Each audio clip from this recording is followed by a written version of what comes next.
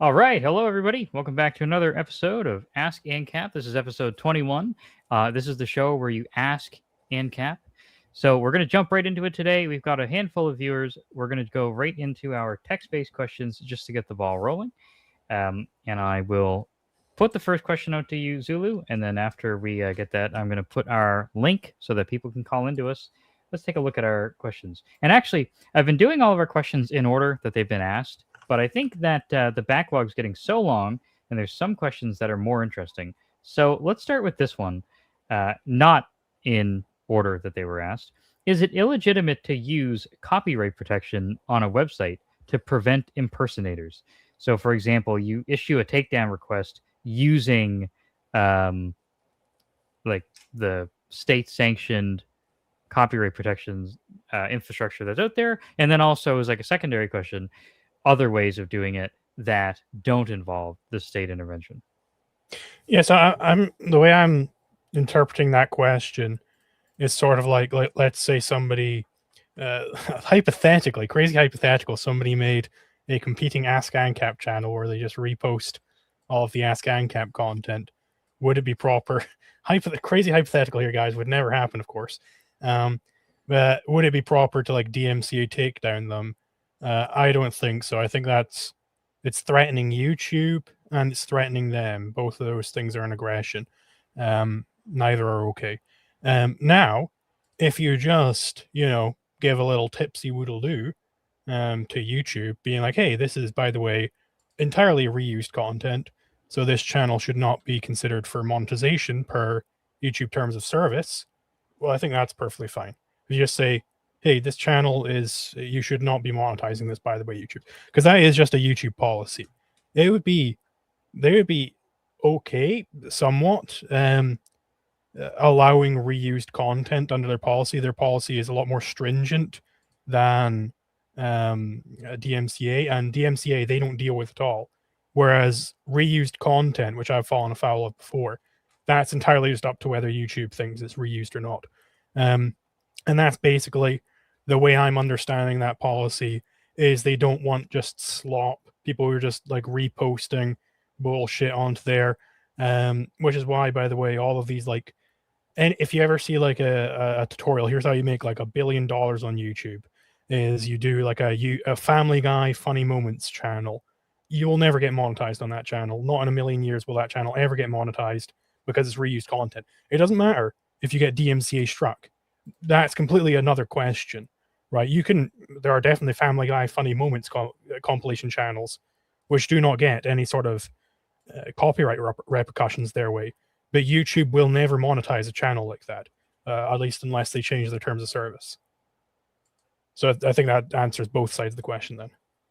Yeah, I think that it really, for people who are getting into this and they're new to it, I think there's sort of a temptation to hear that we're against intellectual property, but they're still new enough that they're only interacting with that idea at the superficial level. So they're hearing it, and anything that looks like intellectual property, they think that we might automatically be against that because they don't fully grasp the infrastructure of that opposition. But if you look at an example where, like, if we can just personalize it a little bit more, if I just said to YouTube, hey, you know what? Like, there's competitors with you out there. And there's also competitors with you, not only as a video platform, but just in terms of monetization. Because, YouTube has all kinds of things like their partnership program, their super chats. And so, if you let me, if you cooperate with me by just taking down people who re-upload our videos, then I'll cooperate with you, but I won't monetize other places, right? Or I'll keep the monetization up on YouTube and stuff like that. There's lots of ways that it makes perfect sense, and then there's nothing aggressive about YouTube saying, yeah, I guess in that case I'll help you take down impersonators. That would still be true even if we take a step away from impersonators. Maybe somebody could just say, hey, like, I'm a capitalist and I don't want you to upload socialist content. So if we make an arrangement where I just don't let you, I'll pay you money or I'll keep all of our monetization on this platform only, and in return you don't let socialists. That would still be an interaction that had no inherent aggression in it, but obviously, I think that it's maybe a little less likely in that case. But it depends. Maybe what you'd see in such circumstances you'd see the emergence of a capitalist YouTube and a socialist YouTube. I don't know. What do you think, Zulu? Yeah, I mean, absolutely. Like these sort of bilateral arrangements, they're completely fine. You can understand why YouTube doesn't want like impersonation stuff on the platform, because they do want the creators to want to create. If anybody could just, you know, with get monetized by just straight ripping everybody else's content, well then creators are less likely to want to choose that platform, and the audience is gonna get like pissed off. It's like, oh, I thought I was supporting that guy, but it turns out I was just supporting, an imposter. Um, so it makes total sense why they came to that arrangement, even outside of IP concerns, because there's already a whole content ID system to deal with IP concerns. 100%. Well, I think that that's a good treatment of that first question. We haven't got any callers in the queue yet, so if you've got a question or a challenge that you'd like to pose, or you have a friend who you're having a hard time bringing around to Ancap, bring them on. Let's have a friendly chat. We've got a really good reputation here of not biting people's heads off, so I think it's okay to do that. Now, let's move on to another more recent question. We've got a Discord participant who has been asking a lot of questions. I think it's a good idea. Maybe we'll just put his question out there today, front and center. And it reads like this: I've got a question about ownership over rivers. Let's say my property includes some portion of a river. If somebody upstream does something, such that the flow rate gets cut in half, or something that diverts the river entirely, do they owe damages to me? So yeah, potentially they do. If you're actually engaged in use of this river and they like do something upstream that fucks up your use downstream, well, we've got a conflict going on there, right? So that would be untoward. It's the same way as if there was a breeze flowing from my house towards your house, and I decided I want to release a bunch of mustard gas into the air, and then this mustard gas gets carried along the breeze to your house. It's not that, I'm not allowed to release mustard gas into my own air, because I am allowed to do that if I want to. It's that it then gets carried on, causes a conflict downstream in your property. That's where the problem lies.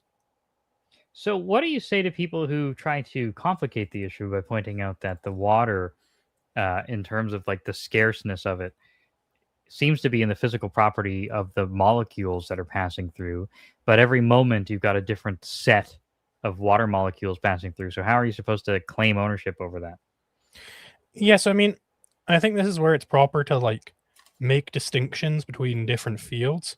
So the unit of chemistry is molecules and atoms, certainly. But we're not being chemists here. What is our field of study? It's law. What is the unit of law? Action, right? That is the unit that we are studying. That is the base level.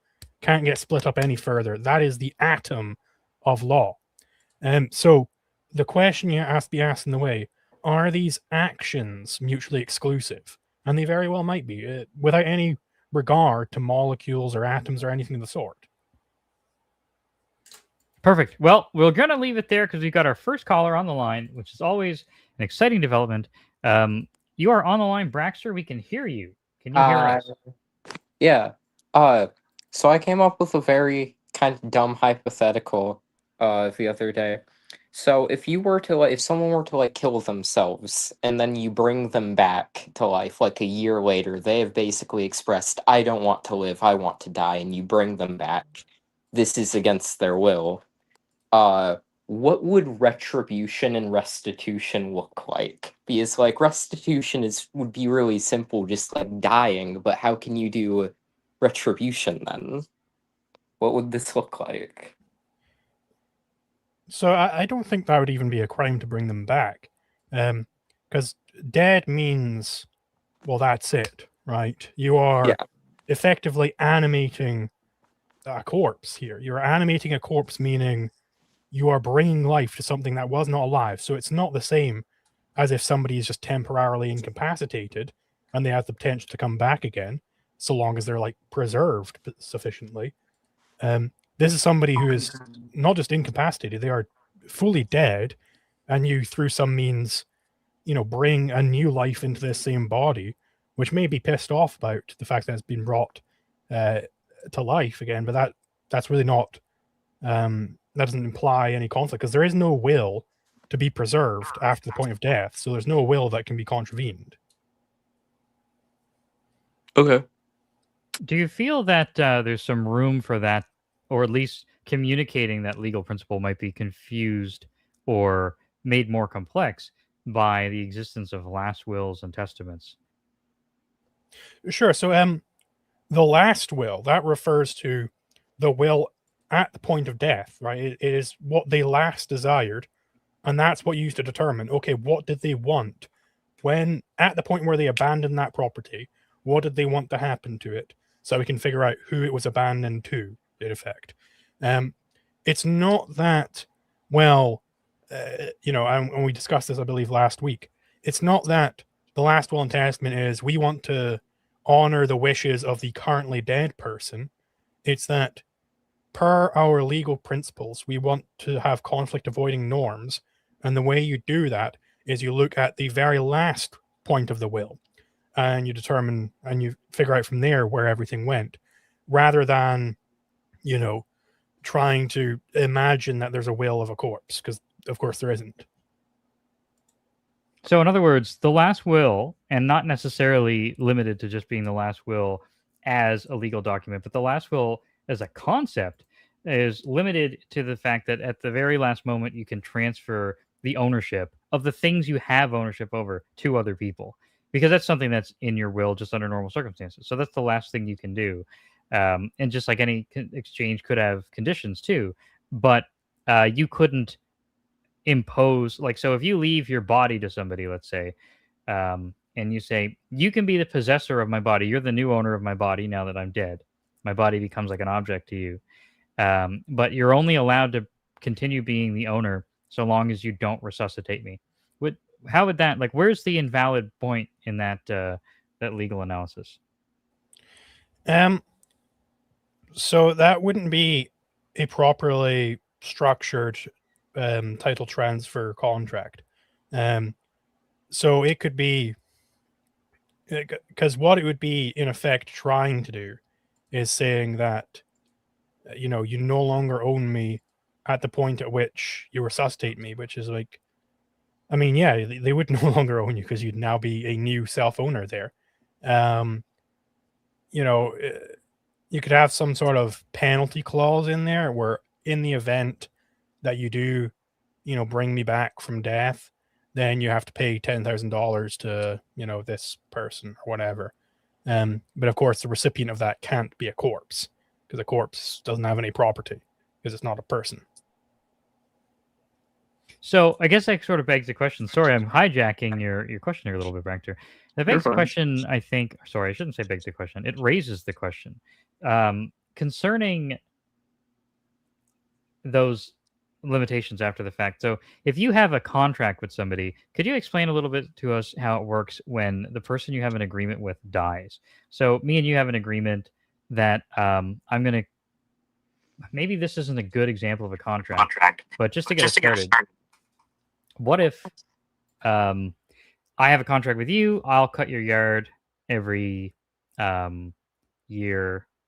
You pay me $5, let's say, and then I'm going to cut your yard for the next 5 years, but then I die a year later. But you've still been paid, and there's still 4 years of mowing to do. Are you still on the hook for mowing the yard for 4 years, or does my death invalidate that contract? Okay, so the person who is having their lawn mowed dies, or Correct. The other way around. Okay.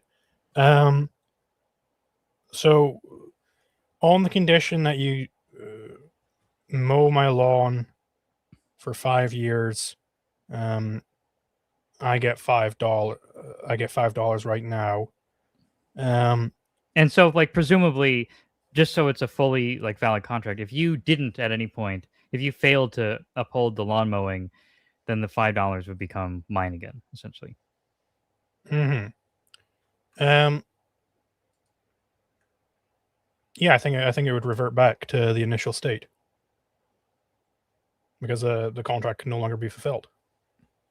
Understood. That's I want to keep going there, but we got a bunch of awesome super chats. I had a series of questions in a sequence that I wanted to go over, just for my own understanding, of course, concerning, if it is the case that in that situation we have the legal ownership reverts, I think that does have implications for us in terms of what happened to somebody in the last will and testament case. But first, we got to go into our super chat. So first is based if true.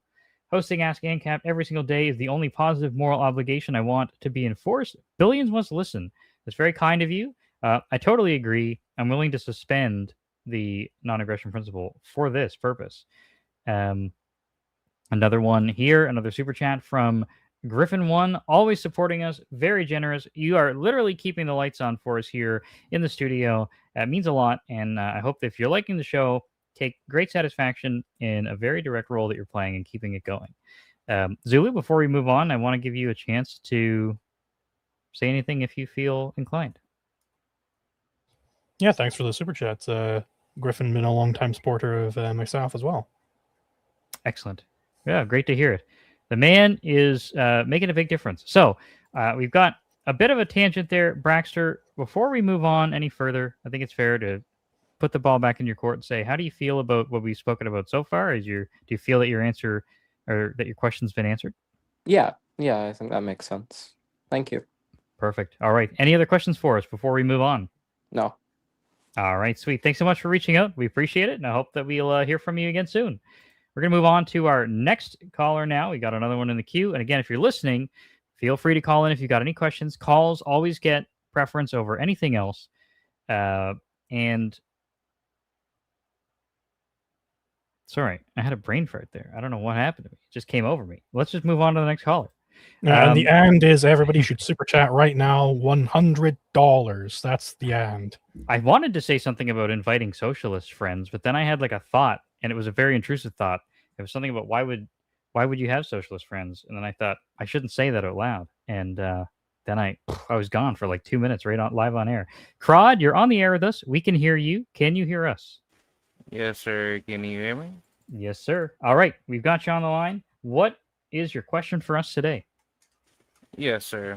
Thank you for having me on, and hello once again, Zulu.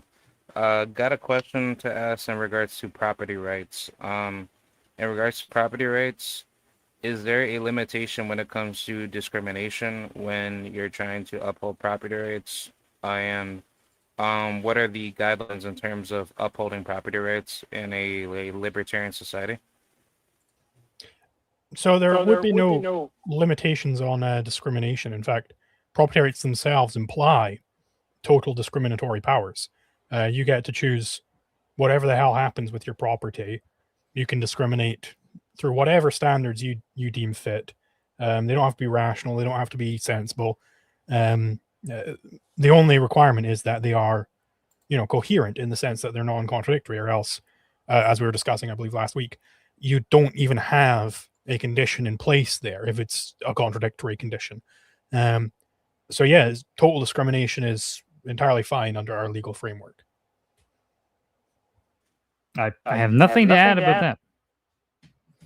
Okay, yeah, because I just wanted to get your take on that, because I've been a little bit confused off of that, because like whenever I talk about property rights, especially with socialists like communists, they'll usually bring about the argumentation, oh, so does that mean that you're okay with like a restaurant that says say no to black people not come into this restaurant A, but then let's just say company B, C, and D, they're fine with people of other racial creeds to come in. But let's just say, for example, if they don't put up like a sign to explicitly state that, could that be a potential flaw within that particular context, right, where they're basically defrauding people, right? I do think is actually, I heard this argument from Milton Friedman. He has a good argument on this front, because he was also in favor of businesses being able to discriminate. Let's take it away from the consumer side, because his argument was on specifically the hiring side, and then we can maybe broaden it out to the consumer side. His argument went like, basically, if I had a company and I did not want to hire any black people, right? Well, then I'm going to, all else being equal, do worse as a company. I'm not going to be as profitable, because I'm introducing an extra requirement It's like engineers say, you can't simultaneously optimize in two directions at once, right? A company, the sort of perfect model of a company that an economist might have is they're optimizing for profitability. But if I'm also have this extra condition on there for no black people, well, there are going to be situations where having a black employee will be more profitable than a white employee or an Asian employee or whatever else, right? Um, so therefore, I'm going to, as all else being equal, make less money, less than or equal to the same amount of money, right? It might be that my company would only ever hire white people anyway, because my company is, in rural Scotland in the Middle Ages. Probably not going to be a whole lot of black people around anyway, so that policy isn't going to have any effect. Um, but it'll tend to have some effect. It'll tend to reduce my level of profits. Now, I think the same applies on the consumer side. If I say no black people are allowed to dine at my restaurant, well, then I'm losing out on a huge customer base. Not just the black people, but anybody who's pissed off by this policy also isn't going to want to dine at my restaurant now.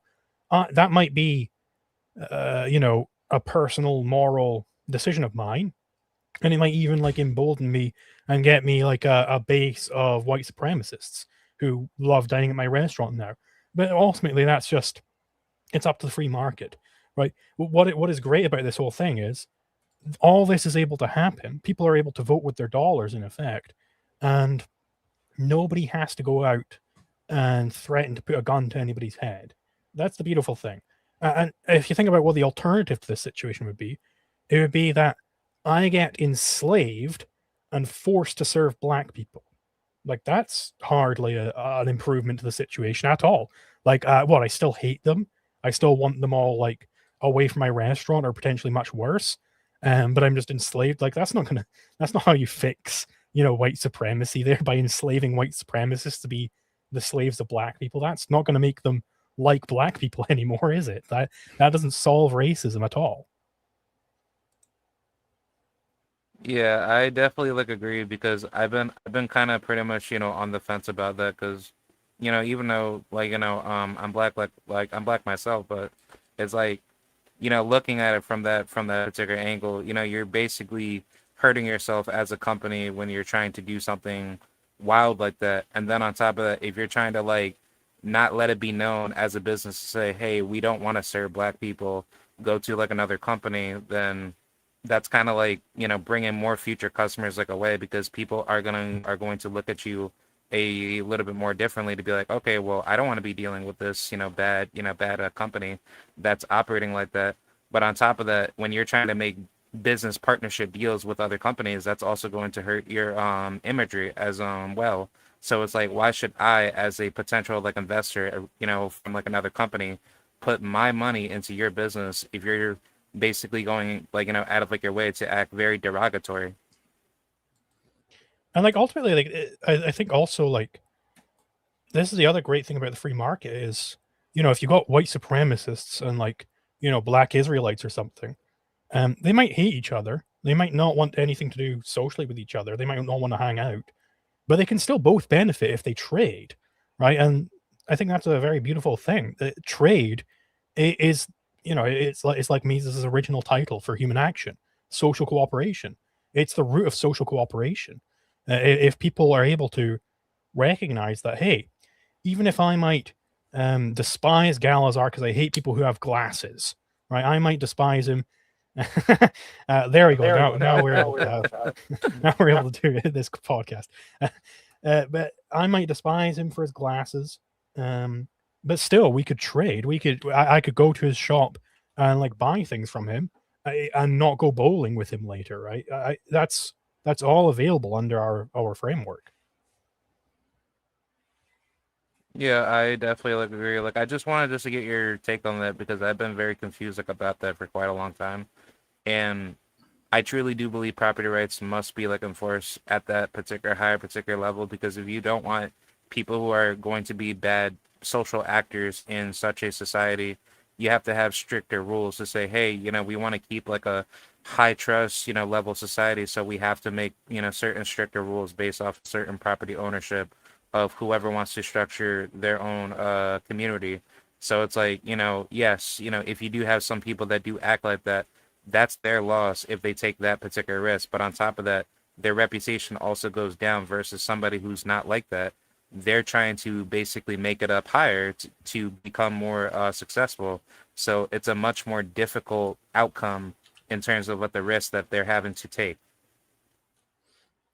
Yeah, I think one thing too that's interesting to me is a lot of the time when you're having, because it started, the question when you first posed it sounded a lot like you were having these conversations with people.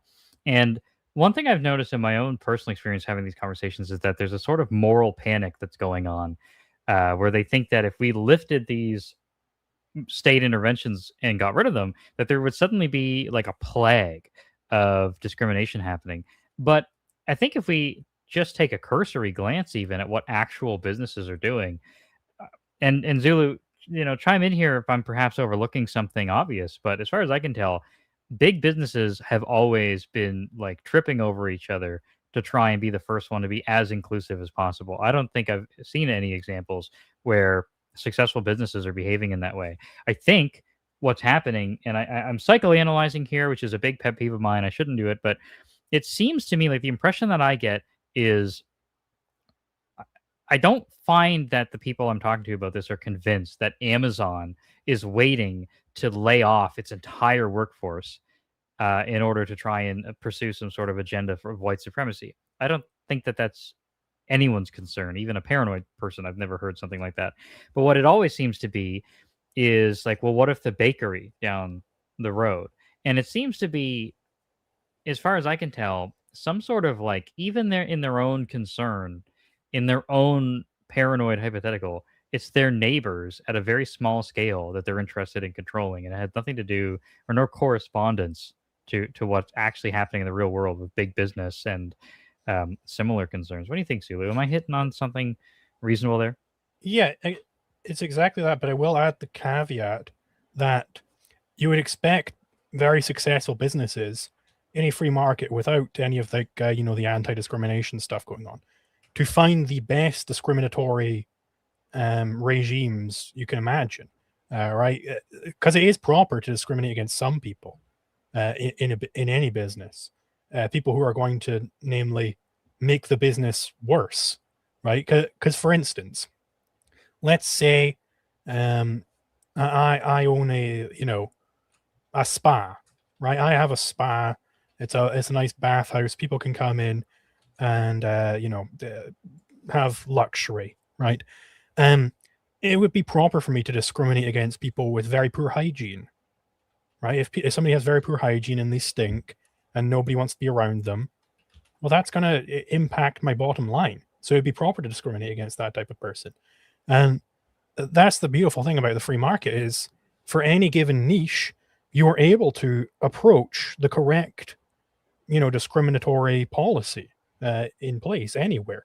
And it might be, you know, a bad thing that business exists. If I'm catering to the KKK, that might be a legitimate business if there's a big clan presence around.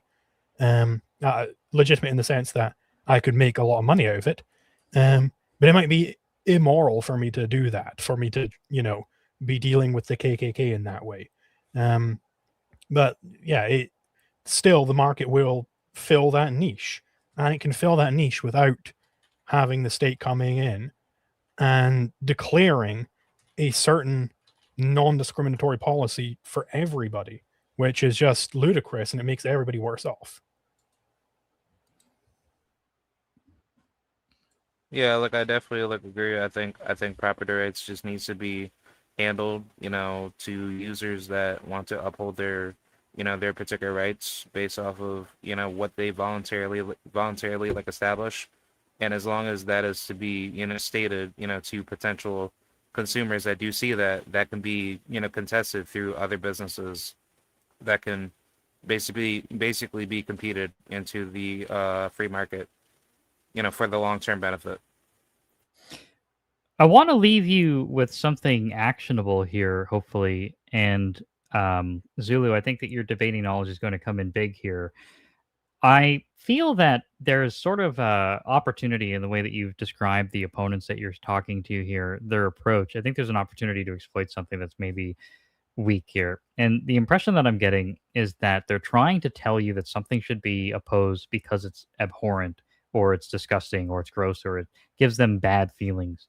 And a lot of the time that's exactly what's going on when somebody's saying like, wow, if people were free to do whatever they wanted, they would be able to do this. Like somebody be able to paint a beautiful photograph or a painting and then they'd be able to destroy it, or somebody be able to bake a beautiful cake and then eat it in front of a homeless person just to watch them cry. These are things that they're provoking moral outrage, but it's a legal question that we're really discussing here. So there's an opportunity to drill down into that and say, okay, so what's the actual what is the distinction that you want to make between what's allowed and not allowed? Is it just that whatever we think seems mean? And I think that there's a really strong vulnerability there. And I'm trying to speak to something that I think I've seen Zulu before in debate exploit in his opponents. And so, Zulu, just so our caller here has something that he can bring to our next conversation, what do you think about that particular vulnerability as I see it? Do you think there's room there? Yeah. So yeah, the meanness standard, like, it's really, the burden of proof is, why does this pertain to law at all? Like, sure, somebody might be being mean, but why does, so what, right? Okay, let's say that they are being mean. If they're discriminating against glasses wearers or unhygienic people or black people, right? Maybe they are being mean there. They're being mean to those people. Okay, so what? What is the upshot here, right? And fundamentally, you can't have a universal standard of meanness, because different people, even if everybody, has roughly the same philosophy as far as law is concerned, and even perhaps broader. Let's say everybody's a libertarian, everybody's a anarcho-capitalist. Well, different people are still going to be different, and different people are still going to be mean to each other, and different people have different standards of what constitutes mean. Like me and Galazar, we might think it's mean for somebody to discriminate against gingers. If you're not a ginger, maybe it's like, oh, buck up there. It doesn't really matter. Whereas we, the ginger master race, we would see this as an affront to God, in effect, because of course everybody knows God is a ginger. This would be an affront to our religion. But that doesn't really matter. I mean, like, so what? So what does it matter that that's the case? Well, Crod, that's sort of just a direction I think you can take it. And the more you have that conversation, I think the easier you'll find that it is to navigate, because there is really just a begging happening there to like, please just conflate my feelings with the law. And it's quite weak, but you just have to see it for what it is to know how to navigate that. Now, we're going to move on because we got a ton of callers and a bunch of them are ops. Is that what the kids are saying these days? So that's great news. But before we move on, I want to try something new. Crod, do you have a question that you'd like to leave to our commenters? You got all these people in the audience. A question that you can leave them with for them to discuss amongst themselves as we move on to our next section. Yeah, I don't think I have one, but I just like to say thank you, like once again. I definitely have like another question to ask, but I'll probably ask like another time. And yeah, like I had a great time, and thank you for your great knowledge. I do greatly like appreciate it. Yeah, it's our pleasure. We're really happy you called in, and please do follow up with that question you mentioned next time. We'd love to hear from you again. So have a good rest of the day. Yes, sir. Take care. Thank you, Zulu. All right, and just so everybody knows, we have such a big queue. If you're in the call queue and you get removed after you've been on the line, it's not personal. We just got to make space. Now, Zulu, we got a whole bunch of super chats we got to read before we move on to our next caller. You're going to like our next caller. So our first one is from Seltzer. We got a big thank you for recommending Springtime of Nations Libertarian Leninism series. And of course, Adrian, who is running the Springtime of Nations channel, was on here as a guest host last week. And I highly recommend anyone who's just tuning in now or hasn't caught that episode, please check out the Springtime of Nations. It is a fantastic channel with a lot of very valuable information on it. Now, we got a quick question here. Actually, there's one that I'm missing. I just saw it. Here, one second, guys. I'm going to look this up. It's like it disappeared. Can they disappear? Holy smokes! All right, I think a super chat disappeared, guys. Well, we'll ignore the one I'm thinking of. If you go onto if you top left of the chat, you can click on that, and from live chat go to fan funding, I believe it is, or on the YouTube studio.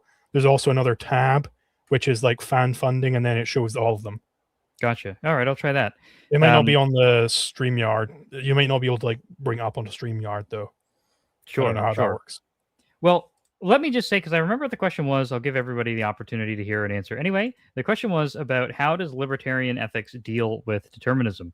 Now, Zulu and I don't have the same answer to that question, but I think the message that we want to send in this show is that you can be a libertarian, you can be a fully NAP compliant person. On either side of that, you certainly don't have to anticipate that there's going to be any infighting between us on that account. Now, we try to avoid that topic in particular. Hopefully, that's going to be a satisfying answer. If you really want to get into it with either me or Zulu, here we have to say join our Discord. We're always available to get into that topic more there. Here's our next one. Love the show. A quick question. If you don't feel like talking about it, I understand. Well, you sent us money, so we're gonna. What is your theory on whether consumption of certain fiction is an act worthy of moral evaluation? Well, I think Zulu's got the most direct answer to that, being an objectivist. What do you think, Zulu? Yeah, so I go into this in quite a bit of depth in my AI art video. And you can even go way further into depth on it if you look into the objectivist theory of aesthetics. But the basic point of it is that, well, what is the purpose of art, right? There's a few different theories on what the purpose of art is. I think the only coherent one is the objectivist one, namely that the purpose of art is to guide man, right? It is a concretization of a certain philosophy, which itself is, that's a paraphrase of the objectivist position, because I don't want to go into what metaphysical value judgment means. I don't in the video either, at least as far as I remember. So it concretizes some certain philosophy. It's sort of like, what would Jesus do? If a Christian asks, what would Jesus do? Well, they already have like some concrete representation of Jesus in their mind. So then that allows them to recall the broad vastness of their philosophy, because philosophy is very vast. It's very important for man to be able to recall his philosophy at any given moment and be able to apply it in any given situation. But philosophy is also specifically the broadest abstractions man can make, right? So that's kind of a problem.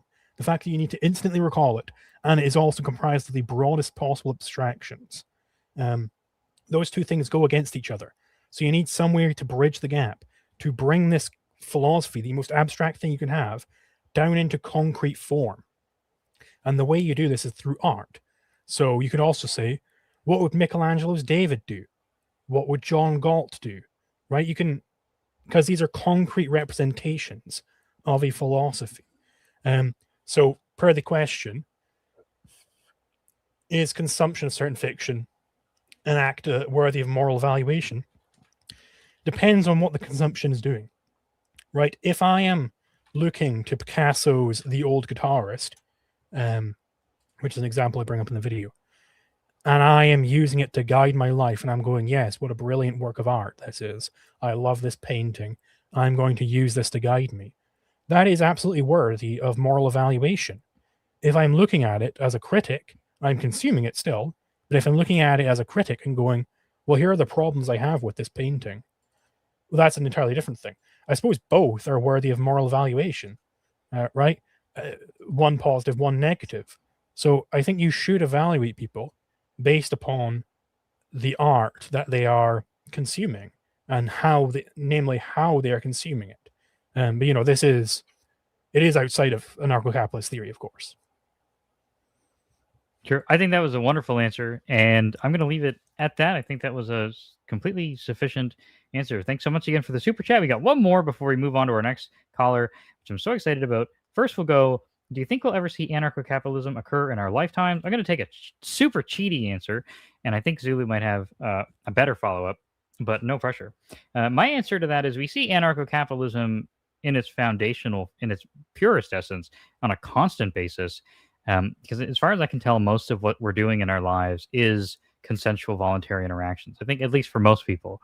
I don't want to make too many assumptions about your own personal lives, but that's really what anarcho-capitalism is. I mean, if you're coming at this from a point of view where your source, the spring, what is it? I think objectivists would call this the fountainhead, perhaps, where all of this is coming from is that we shouldn't digress, then it seems to me that we're not trying to pursue some kind of really specific society. We're just trying to move a little closer to there being less aggression and more voluntary exchange every day. And it seems to me that that's all around us constantly. What do you think, Sulu? Yeah, so that's like sort of the Michael Malice type answer, I suppose you could call it. I'll give like more of the answer of like, okay, let's say like an anarcho-capitalist society, like a coherent group of people where there is no like state, there is no institutionalized aggression. It's like rare individual actions that are dealt with, right? Will we see that in our lifetimes? It's entirely possible. It is entirely possible. I'm not going to put a number to it or anything, but like, I mean, if you're looking at the rate of like, let's say this cohort of people live another like 80 to 90 years, vaguely, right? Pending like medical improvements and so on and so forth. Within 80 to 90 years, yeah, I mean, that's like pretty much a century. And if you look at a century ago, well, I mean, there was no military industrial complex in the United States of America. The British Empire was still a superpower in the world. There was no communism. A century can change a whole lot of things, right? That's a whole lot of fucking time in terms of politics. So, like, absolutely, unless I'm like completely messing up my history there, like, absolutely, you can imagine huge changes going on in that amount of time. So yeah, and of course, technology is exponential, as we all know.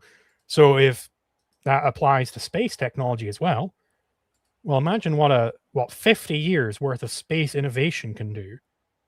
Maybe we've got a whole new frontier to go out to, and maybe somebody makes like an Ancap space station, and you can fucking go to that space station, and then the question is answered in the positive right there, right? There is at least some place where there's a genuine Ancap society persisting. So I think I'm white-pilled on that. Yep, I'm happy to say that I agree with you on the optimism there. So we're gonna move on to our next caller now. Thanks so much for waiting, Alexander. You're on the line. Can you hear us? Hello, can you hear Hello. me? Thank you, sir. We certainly can.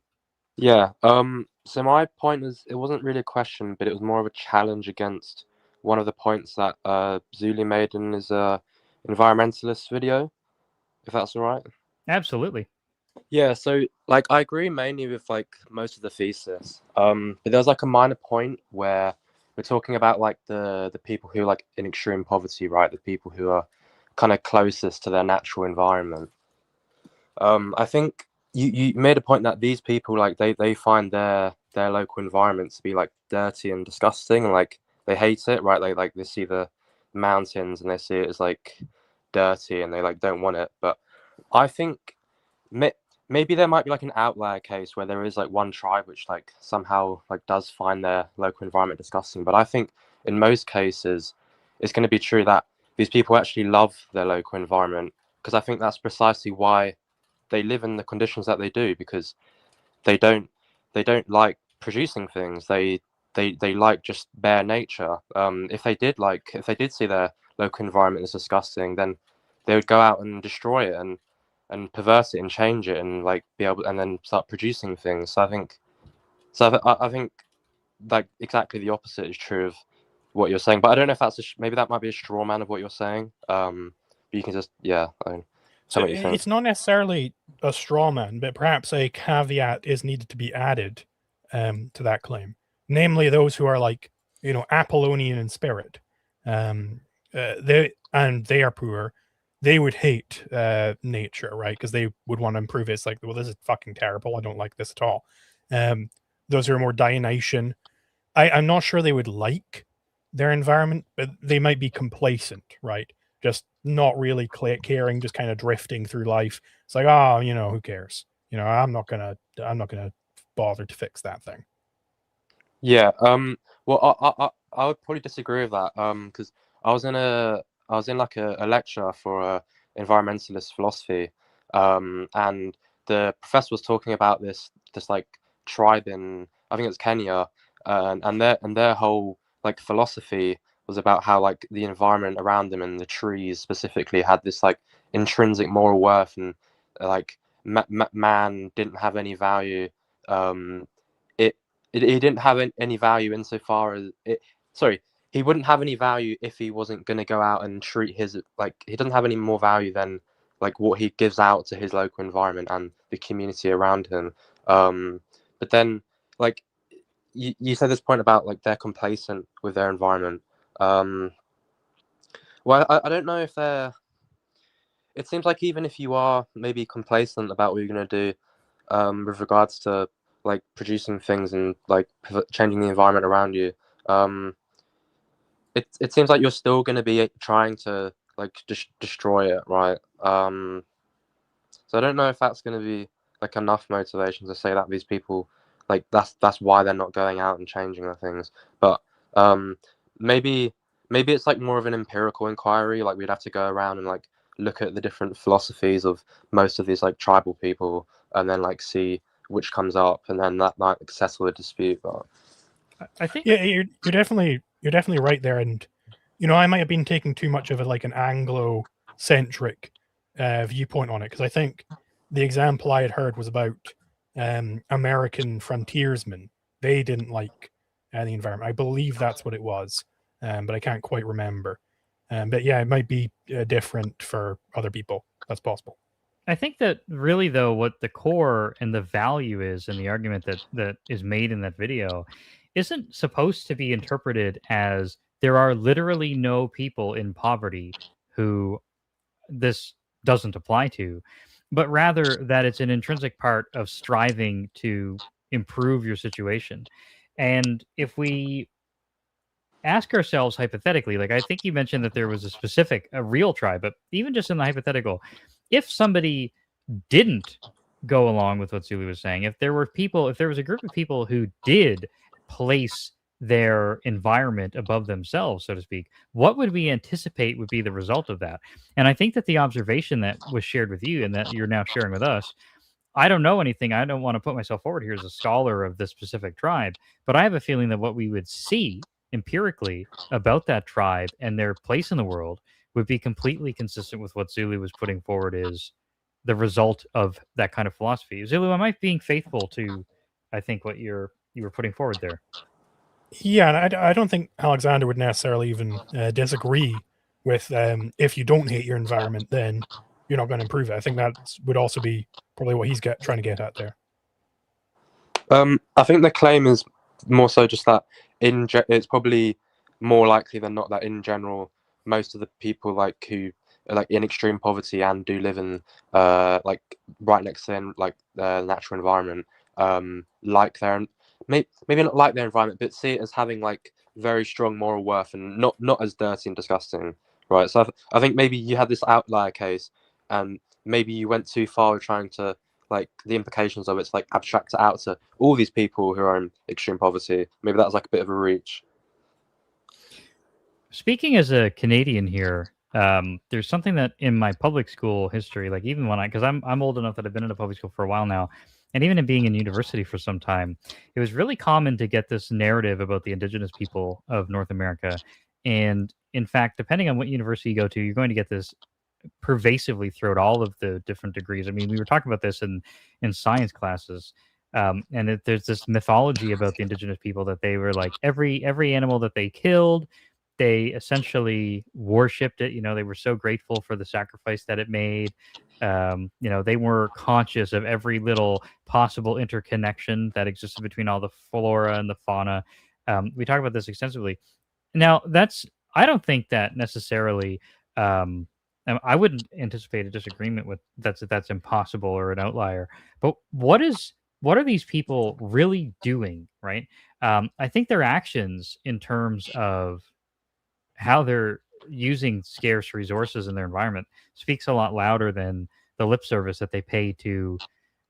We worship the moose, or we're so grateful for the moose because what they do is they kill the moose, then they eat it. What they do is they find things in their environment and they consume them and they change them. I mean, they seem to have limitations in terms of what they're capable of affecting as a change in the environment. But at the same time, it seems that regardless of how they describe their relationship in the environment, um, everything that they do is oriented towards changing it into being a more suitable form for them. I will add to that. I believe that when horses were introduced to the New World, many of these American Indian tribes who are like similarly described as like, oh, they like worship the fucking buffalo. They'll use every part of the buffalo and everything. Well, they began implementing this hunting tactic where they would just drive an entire herd of buffalo off of a cliff using horses. And they, that's a very wasteful way of hunting. They're not using all of that, but it's a very effective way of hunting. So yeah, I think I would agree with some measure of skepticism towards these sorts of claims. And I also say that when you were saying that, Galazar, my eyes kind of went like cross-eyed for a second, and I thought that you were completely shirtless because your shirt is a similar color to your skin. This has been causing me so much trouble in real life. I wondered before I came on today if that was going to cause trouble. I had a different shirt, and my dog got to it and ripped it in half. And so I said, you know what? I have a feeling someone's going to think I'm naked today. I didn't think it was going to be you, Zulu, but I powerless to change what is. Alexander, what do you think about all these answers we've given you here? Yeah. Have you found that they were compelling or that they filled in a gap? How are we doing with that? I don't think the answer was compelling. So I'll tell you why. So I think it's going to be what you were saying, what both like you and Zulu were saying here about how it's actually like probably more likely that like the people in like Native America and like most other tribes actually don't really like their environment because of these like specific historical cases you were looking at. But I think this is going to be evidence against the view, against the broader environmentalist thesis, which is just that in order to have production, you need to have some sort of anti-environmentalist philosophy. So then on that view, I think it's going to be expected that the places where you don't have production, you're going to have a more pro-environmentalist philosophy. So then if you're saying that the places where they don't have any production going on, that they do have actually an anti-environmentalist philosophy, well, I think that's going to be not expected on the wider philosophy that we're giving out. So I don't know if you want to be accepting that sort of claim, because I think that would just be like, that'll be serving as evidence against the view, if that makes sense. Well, it might rather be that they do hate their environment. Like, it's just a possibility. Again, I base that claim on like I think one example I heard, which is potentially just a complete Anglo example. So I could potentially accept that like other tribes out there are like actually do love the environment. That's entirely possible. But it is possible for there to be a poor environment hating tribe. Namely, they might have other qualms which are infringing upon their ability to produce. Like, for instance, they might hate the environment and want to get rid of it, but they think the only way you can properly produce is by, praying to the gods, and then it happens, right? Or maybe they are parasites. They want to give the median voter exactly what he wants, right? The median voter in the tribal analog, right? So it's going to be entirely communal. And, obviously we know from Parianism, it doesn't actually it doesn't let you produce anything. They might be very, very communal. And I have heard that a lot of these African communities, they are very, very communal. If anybody gets any sort of windfall, they've got to give it to the community immediately. So if you've got those type of philosophical influences going on, I think it could be possible to have anti-environmentalist philosophy in there, whilst still not being able to achieve any level of like serious production. Yeah, I'll just give like one more objection to that, and then I'll like leave it there to like give other callers a chance. But I would say like so in objectivism, right, we have this idea about philosophy where ethics is like kind of downstream from epistemology and metaphysics, right? So I think it's going to be like really unlikely that these people have this like anti-environmentalist philosophy, but then have all this like really like shitty like other philosophies because as what's his name? Peikoff was going on about. He was going on about the reason why you have altruism is because people don't like they deny like the real reality of the individual, and then they have this like kind of they deny the reality of the individual, and then therefore the individual can't possibly have moral worth. So there's things like that where I think that would make the anti-environmentalist philosophy quite unlikely, and probably more likely that they'd have some sort of like altruistic philosophy which would be subsumed, which environmentalism would be subsumed under. So yeah, that's what I'd say about that. I just hope that we haven't gotten too into the weeds about the use of the word hate.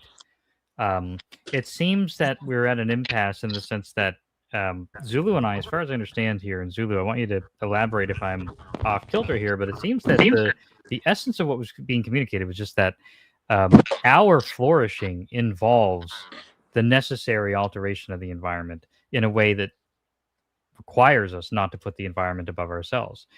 To put the environment above ourselves seems to imply that we give a deference to the environment's natural state over the state that we would have it in through intervention. And I hope that the framing or the phrasing about hating the environment hasn't made it less clear what that core was that we were trying to communicate.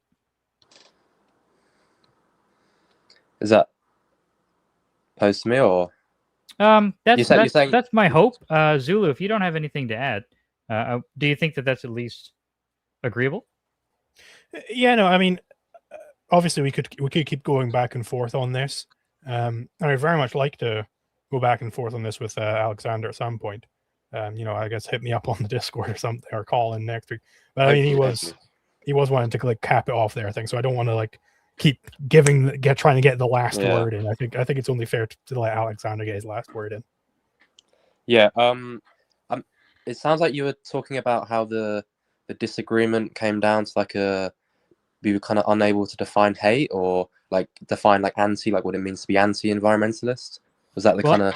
I didn't mean to assert that was the case. I simply wanted to say I hope that that much was clear. That we should move away from the verbiage of hate so that we don't conflate what we're really trying to say with getting confused about what constitutes hate or not.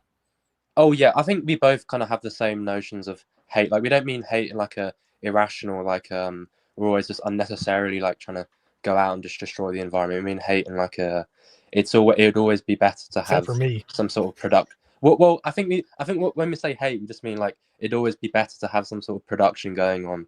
Like or like the production has like more moral worth than just the bare just like fucking tree just sitting there on its own, right?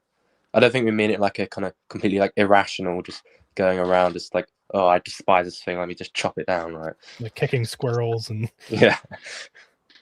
I mean, yeah, good speaking to you guys though. I have to go now. So. It's been pleasant. Thanks so much for taking the time to call in. I hope that we get to hear from you again. Maybe we can continue this same topic. Cool. Thank you. Bye. Have a good one. Bye. All right. We're moving on to our next caller now. I'm going to just take a moment here to reset our display. I'm going to say you're going to take a moment of silence. There's a like, geez, what happened? That call just went really bad for us, so we need to a moment of silence. It went so bad that I died. All right, so hopefully this next call is more survivable. This is a returning guest star of the channel, Floppa. You're on the line. How are you? Yo, what is up? What's up, Zulu? What's up, Galazar? Sorry, I'm not sorry, I'm not an op, as you say. but it You is going to can be be. interesting to see them. can Oh be. yeah, true. I can be, but so I may have like 3 questions in here, so just feel free to answer which one's the most, pertinent or whatever. But my question is, where do socialists and communists differ principally? I guess typically, and why don't socialists fully commit to their economic and social principles? Um, or yeah, specifically socialists. Because it seems that whenever you talk to a socialist, they always have some arbitrary limiting principle like, well, this is personal property and this is private property. And when the private property becomes exploitative at some arbitrary point, that's when we need to collectivize it by some means. And I guess my third underlying question would then be, what's the best attack against that point that you've developed? And is there a strong way to convince someone that this distinction is more or less meaningless? And that is it. So I would say it is worth keeping in mind whenever you're dealing with socialist arguments, is that it's actually a part of their program, as far as strategy is concerned, to lie about what they believe in. That is part of the program because they don't think that they can convince people of what they believe in. They principally don't think that they can convince people of their principles because they think we have different logic than they do. So the reason why you don't see them fully committing is for that reason, and also like if you had somebody who's like fully, completely, utterly convinced of Marxism right down to the core, I mean, really, there's not a whole lot of a point for them to talk to you in the first place because they think that socialism is inevitable and there's nothing that can happen to change the flow of history. So whenever somebody is a communist or a socialist and they're even engaging in debate, in online debate in the first place, they're kind of already abrogating the principles of communism because it's like, well, what the heck, man? You think this is already inevitable? What is the purpose of what you're saying here? Do you debate them for style points? Yeah, I mean, I think that is going to be a difficult move to pull off in a debate. So I will give you a gift that I received from Prax Ben in terms of the exploitation argument, which is I think really effective. Namely, if they're saying like, well, this like is exploitation because it robs people of their surplus labor value and yada yada yada yada yada. You can just go, okay, so what? Because, well, what does exploitation mean? It is a factual claim on Marx. It is not a moral claim. It is a factual claim that surplus labor value is being extracted. So the question is, so what? So what that surplus labor value is being extracted? So what that exploitation is occurring? What does this matter in terms of, the topic of debate? What does it matter in terms of morality or ethics? Why should exploitation be stopped? And they really don't have an answer to this because they don't have any coherent theory of ethics. They really don't. Oh, okay. Okay. So do you know what they usually say? Like what's the most common thing that they bring about to try to I mean, if you really cut down to the core of a lot of these communist arguments, they generally try to just babble and like work their way around it by just giving you a bunch of talking points. You can see an example of this in my debate with Haz Aldin, where I was doing a different line of attack, where I was attacking his the necessity of determinism, and you'll see the type of tactics they go for. Namely, they just talk around the point a whole bunch and flip flop whenever it suits them, and it's very difficult to even pin them down on what they're actually saying. So slippery. you've got to really stick strong to the point that you're making and be like, no, you didn't answer this one point. I just want, like a yes or no, is this the case? A yes or no, is this the case? Therefore, this other thing, and then they're like, well, no, let's blah, blah, blah, blah, blah, and they'll try and like just gish gallop, basically. That seems to be the most common thing that I've seen happen. Okay. Neat. Is there like a video that I got recommended one on a complete debunk of the surplus labor theory of value or whatever. But did Prax Ben make a video on this particular topic? I mean, I don't know if he has. I just got this from him because I was in a TikTok debate with him, and he pulled it, and I was like, "Well, that's actually a very good line of attack there." Oh, okay. Maybe at some point you can send me that, because I'd be interested to see that. Yeah, I'll see if I mean, Eduardo might have it saved. I believe he was hosting it.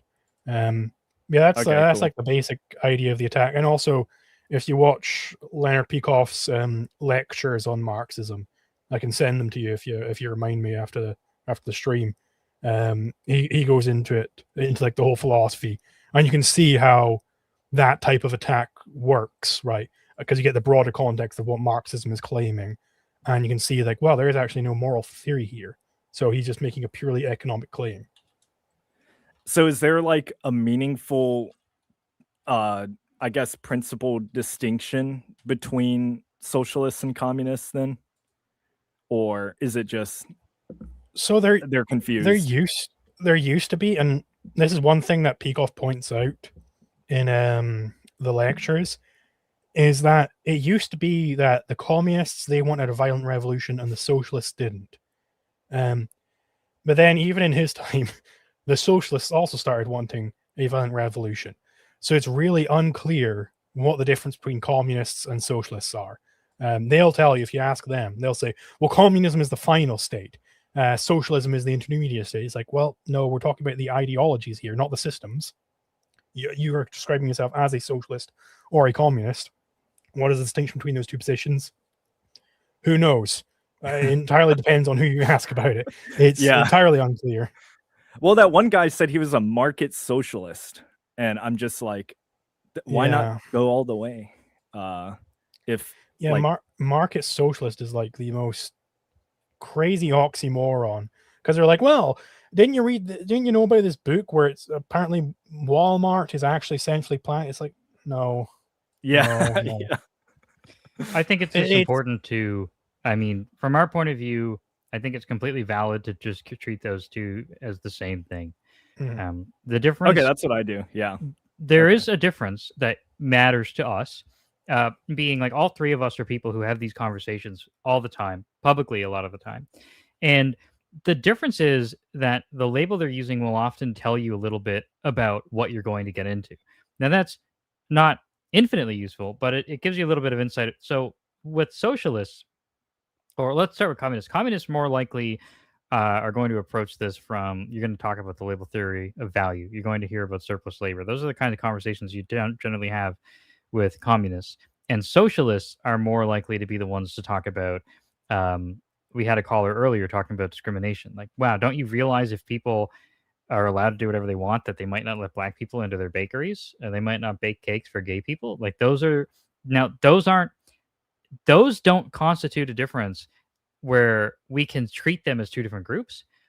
The value is just in that they're communicating to you ahead of time how they're going to approach the conversation. And I think that that's really, if there's much value to be had for us, it's probably in that domain.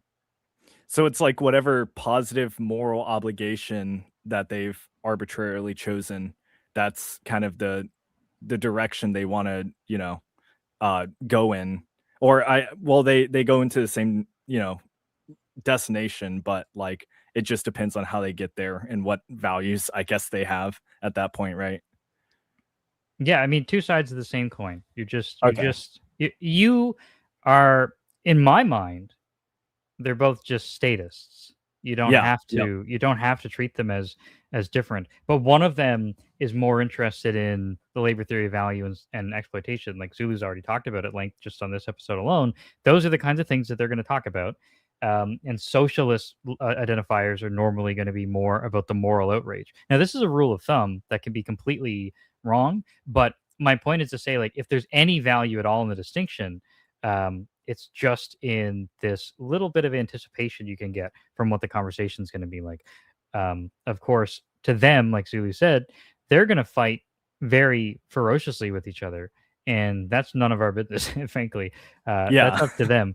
But to us, the only thing you need to know is if he says he's a communist, then you want to brush up on labor theory of value, surplus exploitation, those kinds of things. If it's a socialist, then you're going to want to get ready for them to be talking to you about how taxation isn't theft and how we can't build roads and how it's not okay for people to exclude whatever marginalized group from their bakery. That's the kind of conversation you're going to have.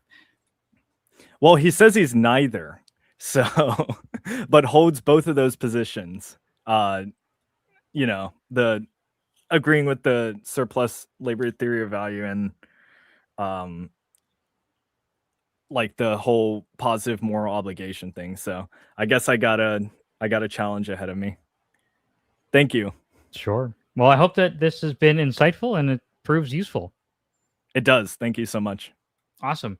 Do you want to have a last word before we move on to our next caller? Yeah. We will build Flopistan. It'll be Ancapistan, just with a much cooler name. Zale Zulu, Gail Galazar. Let's fucking go, boys. All right, that's it. Nice hearing from you as always. And if anyone doesn't know, this is Based If True calling in. If you haven't checked out the channel Based If True, you should do so immediately once the stream's over. And we'll put a link in the description again. Since he called in, if you guys want to check it out, the link will be in the description to check out Based If True. It is a superior YouTube content. There's even a video with my beautiful face on it. Yes, there is. And kick me so I don't cry over the mic. Thank you. All right. Have a good night. Good night. All right. Well, we're doing well here. We're at the hour, Zulu, but we got a few more callers. Are you good to keep plowing on through? Yes, sir. Excellent. Okay. Our next caller here is calling in. They've got 2 questions. I think that we actually have a chance to get to both questions. This has to do with slaves and women, but those are 2 different unrelated questions. So, Sophie, you're on the line. Can you hear us? Hello. Yes, I can hear you. Perfect. All right. So your first question, I think we can get to both.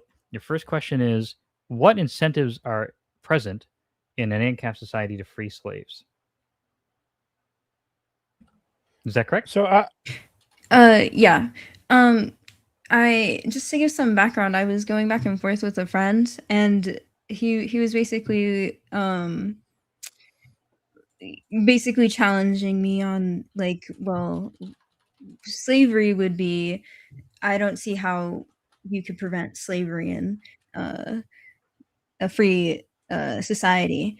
And so I sort of came to the conclusion that, well, no, you can't, but I'm sure that there's many incentives to, like, I mean, there's incentives to not have slavery, period, right? At least in the moral sense. But I did come to the conclusion that, I mean, I just feel like we're going to have slavery no matter what. Because, I mean, we still have slavery even in Western societies where, like, you see parents adopting children and then basically using them to do their house labor, right? Sure. You see slavery in an even more traditional sense in all kinds of countries. I mean, there's still loads of countries that have, as I understand it, tens of thousands of slaves, just literal slaves. I think it's a really interesting question, and I think it's an important one. I think it's important to ground whoever you're talking about with the notion. You got to make sure they understand that we're not suggesting that an Ancap society is some end state we reach where there's no more theft, there's no more murder. Those aren't really the kind of claims that we're making. We want to move towards a society that has as little aggression in it as possible, but we're not trying to bring about a magical condition where those things become impossible. So, yes, there's probably going to be slavery. There's probably going to be crimes of a heinous nature that go on in every society. I think there's just too much variation between human beings to avoid that. But what incentives are there to interfere with that? That's a really interesting question. I think we got to frame it, just because you mentioned you're talking to a friend here. We're talking about an Ancap society. Distance yourself from that magical end goal. Think about how can a group of people who are committed to not doing acts of aggression, what incentives would they have to intervene when there is an act of aggression going on near them? Well, it's really hard to imagine, I think, that we're going to be able to ever have such a thing as a group of people who are committed to rejecting aggression as valid, but they're completely indifferent to aggression at the same time. that's a difficult pill to swallow. I mean, it's not logically impossible, but it's really hard for me to imagine what that would even look like. Now, you can have an Ancap society. Let's say you could have a group of people who are committed to not doing aggression. That's 10 people big, and they live adjacent to a nation, a militarized nation of 100 million people who have slaves. And in that case, there's probably nothing that they could do about it. But at the same time, if you understand the moral basis of what we're talking about here in terms of these are people who have, at a minimum, recognized aggression is inappropriate, then if you know that somebody in your neighborhood is, I don't know, something heinous, he's locked his wife in the cellar, he doesn't let her out anymore, then it seems to me, I don't want to say not impossible in a literal absolute sense, but how could you possibly have everybody in the neighborhoods on the same page about the inappropriateness and heinousness of aggression, and yet at the same time they're totally indifferent to it, such that they wouldn't intervene? Now, if you want to talk about more concrete things, it's certainly the case that you can't assist the person who's got slaves in keeping them. That would be illegal. And then it really draws into question, well, if these things are being produced by the labor of the slaves under coercion, like how valid is your exchanging to obtain those goods?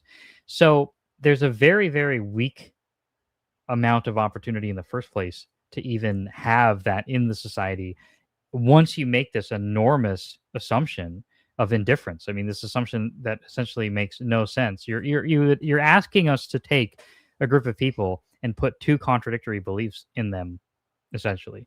And then even still, from a legal point of view, there'd be every vulnerability to the slaver where he would have no justified defense against the intervention.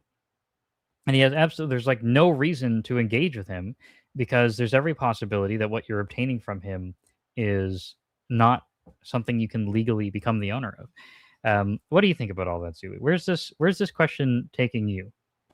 Yeah, so I mean, my first response to the question of how do you prevent slavery in a free society is basically to just shoot the slave owners with a gun until they're dead, right? And then that pretty much, wraps up that whole situation. And indeed, that would be perfectly justified if you're going into free slaves and this guy is trying to keep those slaves. Bring up a gun and shoot him with it. As for the incentives question, like what incentives are there in a free society to not have slaves in the first place? If we ignore bullets being put into your brain for a second, there are just pure economic problems with having slavery in any sense, right?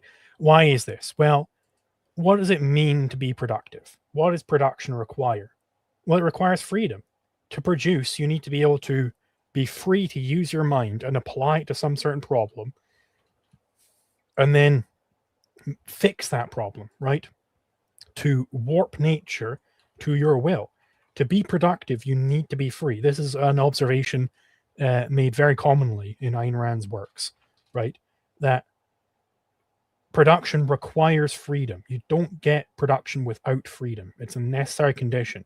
So to whatever extent you have an enslaved population, you have a reduction in productivity.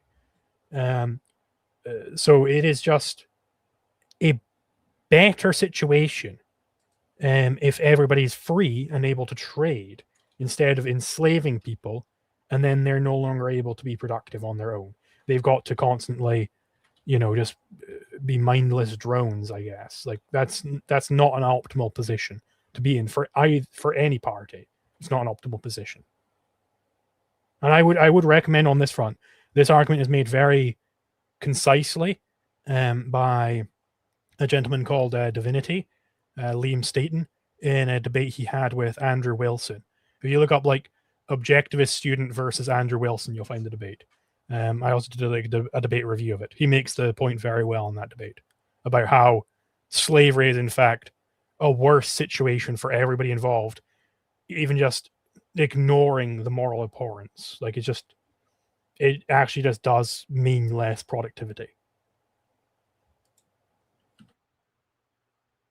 I think that before we move on to the next question, how do you feel that those answers have sort of addressed the concerns you have, the gaps in the conversation you've been having with this person that you mentioned? They do cover them. I'll probably send him some like concise argument about this later, just to get the point across. But I will say that I did, when I was having this conversation with him, I did sort of make the point that it was not effective to have slavery. So I mean, this has basically just made my argument more clear. So yeah, thank you for that. Perfect. All right. Well, we've got a second question then. It seems like it's time to move on to this. It says, how do we get more women to join the libertarian Ancap movement? I think that what we should do on that front, I mean, I don't know. I don't find that there's a need at this junction to discriminate in who we're talking to in trying to convince people of Ancap. What do you think, Celia? So yeah, I'll say it's not worthwhile to really try and be too particular. Just do Isaiah's job. That's what I always say. Just do Isaiah's job. The people who are willing and able to hear the message, they'll hear the message, and that way you can gather the remnant. I've talked about that at length. But I will say an observation.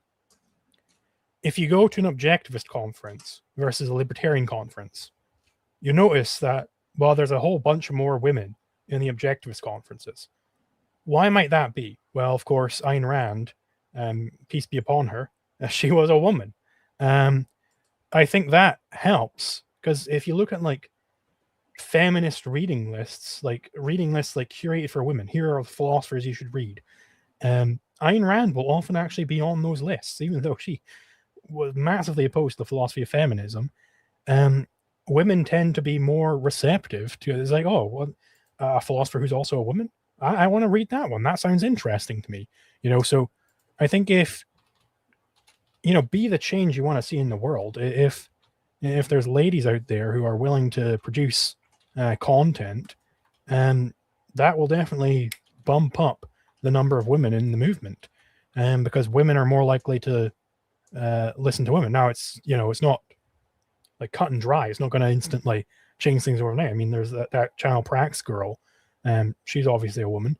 That doesn't suddenly change the entire demographics of the thing. It's still mostly men, but it does make a difference, certainly. So if that's something you care about, you can do Isaiah's job as a woman, and you're going to tend to bring more women into it, and in fact actually probably make more money than an equivalent man, because women tend to make more money because off of advertisers, because women tend to spend more money online. So advertisers want to advertise towards women more so than men. I'm being discriminated against here, as a man with a YouTube channel. This is terrible. I will say, just to give something more perhaps actionable for you, when I was in university, something that I found was really useful when talking to women about this topic was there are certain issues. Now, I don't really want to do too much grouping women up in any assumptions about what they're interested in here. But when I was in university, the women I knew did, as it happens, have a couple of consistent interests, and politics were coming up. And it seemed to me then, and it seems to have borne out to be useful, that those interests are very much best taken care of by a proper theory of property rights. For example, if you're talking to a sort of naive or crude utilitarian, which you certainly will in university, there's plenty of them, and they're saying that the greater good is, whatever, that's what determines what right course of action is. You can ask questions like, well, I got to be very careful here on YouTube. I don't want to get canceled, but some heinous assault that could be perpetrated against somebody, right? Could that ever be justified on the grounds of the attacker getting more out of it than the defender loses as a consequence?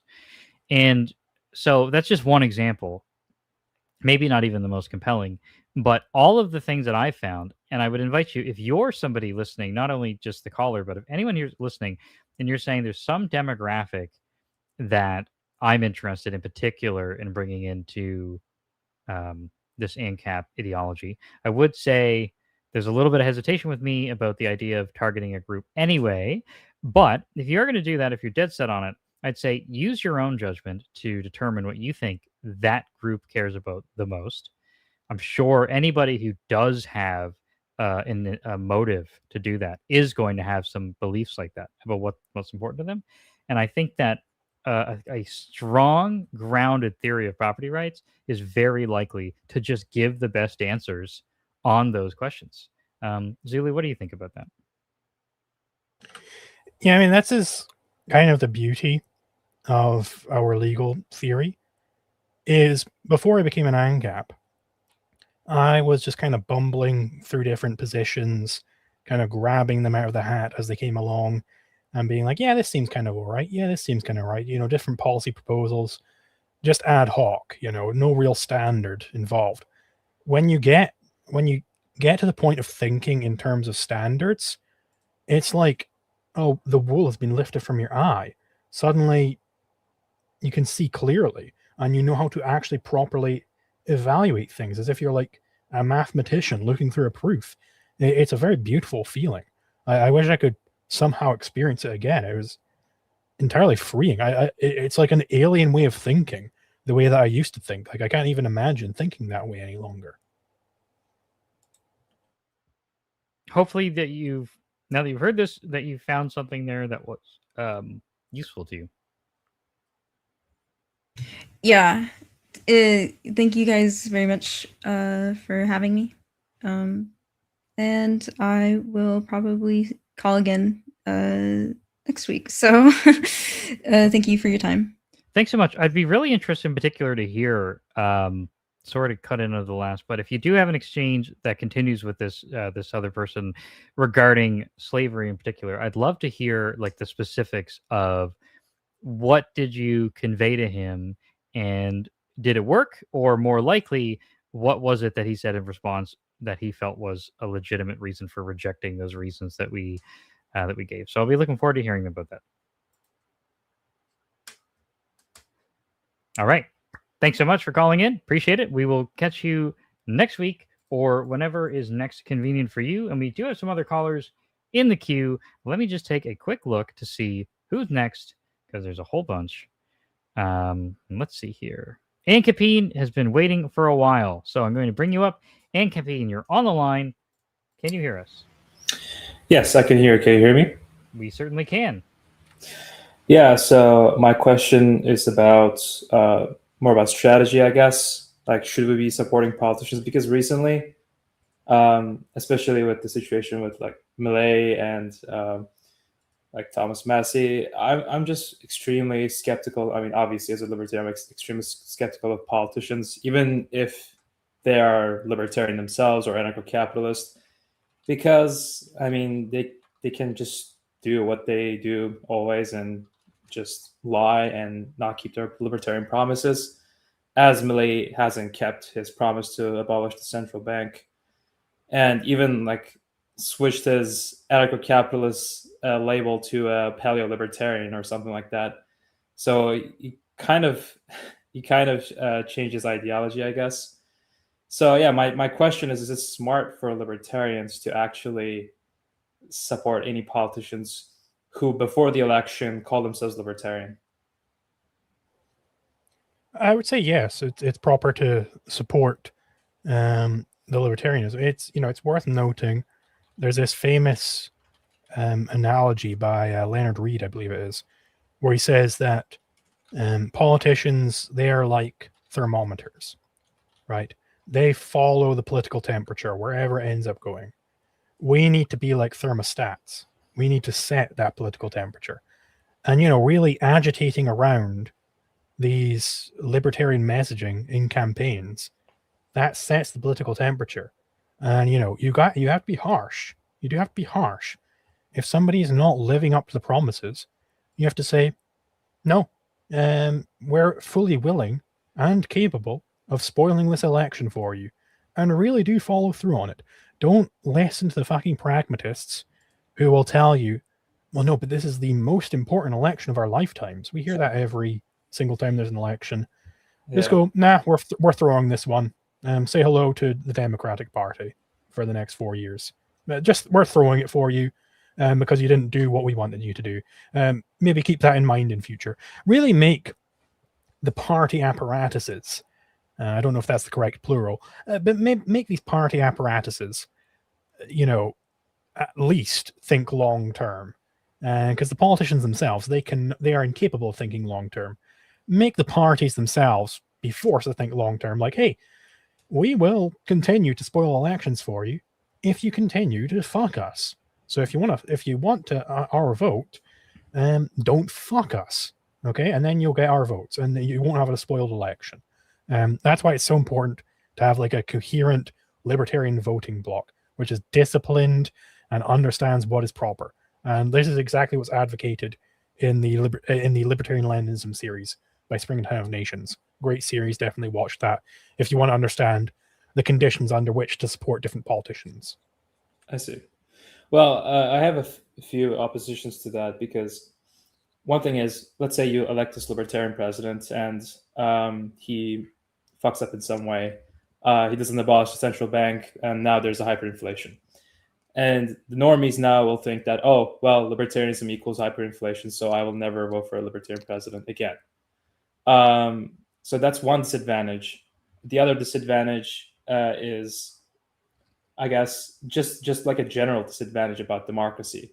Like, every politician is incentivized to have high time preference, including the ones who claim to be a libertarian. So how would you address these two disadvantages? It is worth noting on the normie point that normies also just follow the political temperature, right? That is almost the definition of a normie, is they follow the norms of the day, right? So they are also not setting the political temperature. They just kind of follow along, and then will change their opinions on a whim and on whatever is being said by the smart people, and they're like, oh, I guess that's what I have to believe as well. It's really not that crucial that the normies respect us or like us or even believe in us or anything like that. It doesn't matter how many times you fuck over a normie, with however many times it takes. It has basically zero strategic impact, as is evidenced by the fact that in the US at least, every single 4 years, the normies get completely fucked over by whichever party wins, and they keep voting for those two same parties. It does not change how they act, how they operate one iota. The normies are normies. They'll just keep doing normie things. I mean, if I can just jump in there, the Canadian point of view on that is the same exact point, except magnified a million times over. Canadian politics massively leans in the direction of the left, the Liberal Party in particular, and every election, like, we have a slightly different setup than the Americans do, but even still, every single political cycle, our situation has worsened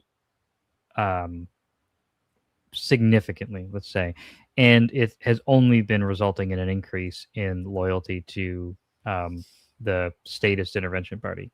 So it seems to me like, being somebody who's involved in politics in Canada, I think the biggest weapon that the statists have against us in the domain of political activity specifically is the fear of, like Zulu said, that this is the most important election of all time. Being an activist myself and being out there talking to people and answering emails and doing all that sort of stuff, it's something that, like, I don't know, I don't want to assume anything about any other, the United States or places in Europe, but it's crippling because people just get that fear in them, and I think the statists know that that's their biggest weapon. So I can't imagine any way forward other than the point of view, which is to say that we have become interested in determining what is right and what is wrong, and we want to pursue what is right and not what is wrong. And that point of view seems to be one that will take us in the direction of Ancap or whatever you want to label it, but a truly voluntary society directly. So I don't think there's anything else for us to do except for advocate for that. I mean, like, the reason I'm saying that is in our own political party, we're constantly having to deal with people who want to make concessions on aggression in order to please the normies. And like Zulu was saying, that's just not going to make sense. The normies they're just playing an entirely different game. They're using an entirely different logic and relationship with what's going on in politics. So, am I making sense so far? Like, Yeah, I mean, yeah, I agree with all of that. I'm not for making concessions to appeal to normies. What I am worried about is, let's say we have a libertarian candidate that all the ANCAPs are okay with, and this libertarian candidate makes things worse because, well, he didn't exactly follow the ideology, but normies don't understand that nuance, and now libertarianism equals whatever the bad thing happened. Inflation, unemployment, something else. And yeah. Well, I would just say there's two things. There's two really strong reasons, in my point of view, why we shouldn't accept that concern. The first one is it seems clear that this hypothetical reaction that the normies are having is irrational. That's not a valid conclusion to draw from the observation that they're making. So, in terms of there being this sort of inevitable irrationality that other people are going to act on, that's out of our control. And I don't think that we should be trying to work around that. I think we need to try and make people rational again. If they're irrational in the first place, I don't think that we can successfully plan for that and like do a better job of manipulating them. The second thing is, if we have an Ancap politician who suddenly gets into office, I mean, obviously with Millet, this isn't a completely crazy thing that happens. But you get a politician who gets in there and he's a failure, then that's like that's a risk that happens, right? Like, this is true of any kind of thing that happens. It can be, you can have an employee, you hire an employee who, obviously, if you hire an employee, there's always the possibility that no matter how good they do in the interview, no matter how good their resume and references are, that they're planning on robbing you. It's possible, but the conclusion should not be, thus one ought never have employees, right? Zulu, am I like making a logical error there, or does that seem to be addressing the same concern? That I mean, you are correct there, but I think more to the point is it just doesn't matter if a libertarian candidate gets into office and, like, even if they do follow the ideology and it causes problems, because we think it would, because of Austrian business cycle theory, right? There would be a very large bust phase going on. That might piss off the normies, certainly it would. But really, that's entirely irrelevant. It doesn't matter how pissed off the normies get at any point, at any time. They aren't mobile in any sort of way. There is no normie base to draw on in any election. It does not matter one iota what the normies think of anything, because their thoughts do not persist until the next week. They just follow whatever the hell they think they're supposed to follow.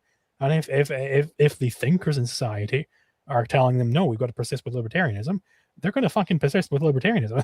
They don't want to look like an idiot, and they don't know how to not look like an idiot without following the thinkers, right? That's the only filter they have. They are fully on the social consensus filter. They do not think for themselves. You can't think of them as like you or I or Galazar or anybody in this chat. You can't think of them as like a human on quite the same level as us. They aren't thinking on that level. They just are not. They are going, oh, what am I supposed to do here? That is their entire question at any given stage in life. What am I supposed to do here? What am I supposed to do here? What am I supposed to do here? They don't think, what is proper? How do I evaluate this? What is the correct stand? They just don't think on that level at all. You can't like, personify the normie. Don't stop doing this, like, personification of the normie. They don't think like you. They are almost a different species than you. Like, you can't think about it in the same way. So what you're essentially saying is, like, you need a society of rational people in order to bring Ancapistan or something like that, or not even a society. Just you need to have the thinkers be rational. Just convince the thinkers to be rational, and then you've got it like that. Because the normies they're just chaff. They're just inertia. That's all the normies are. They're just inertia. Yeah. Just one last point on this. Like, how do you think that's gonna play? Like, let's say you convince the thinkers, the majority of the thinkers in the United States, that libertarianism is correct, and now they're teaching that ideology in classes. I guess, how does that result in a society that we want exactly? Like, oh, do we win an election with a libertarian president, or the federal government is like, oh, okay, we can just divide ourselves into states now, or something like that? Like, it could go any number of ways. Like, the particular path isn't too important. It might be that the federal government is like, oh, we're kind of losing control of like New Hampshire, we're losing control of Texas, and we can't get the military support to keep these territories. We're going to allow states to secede now.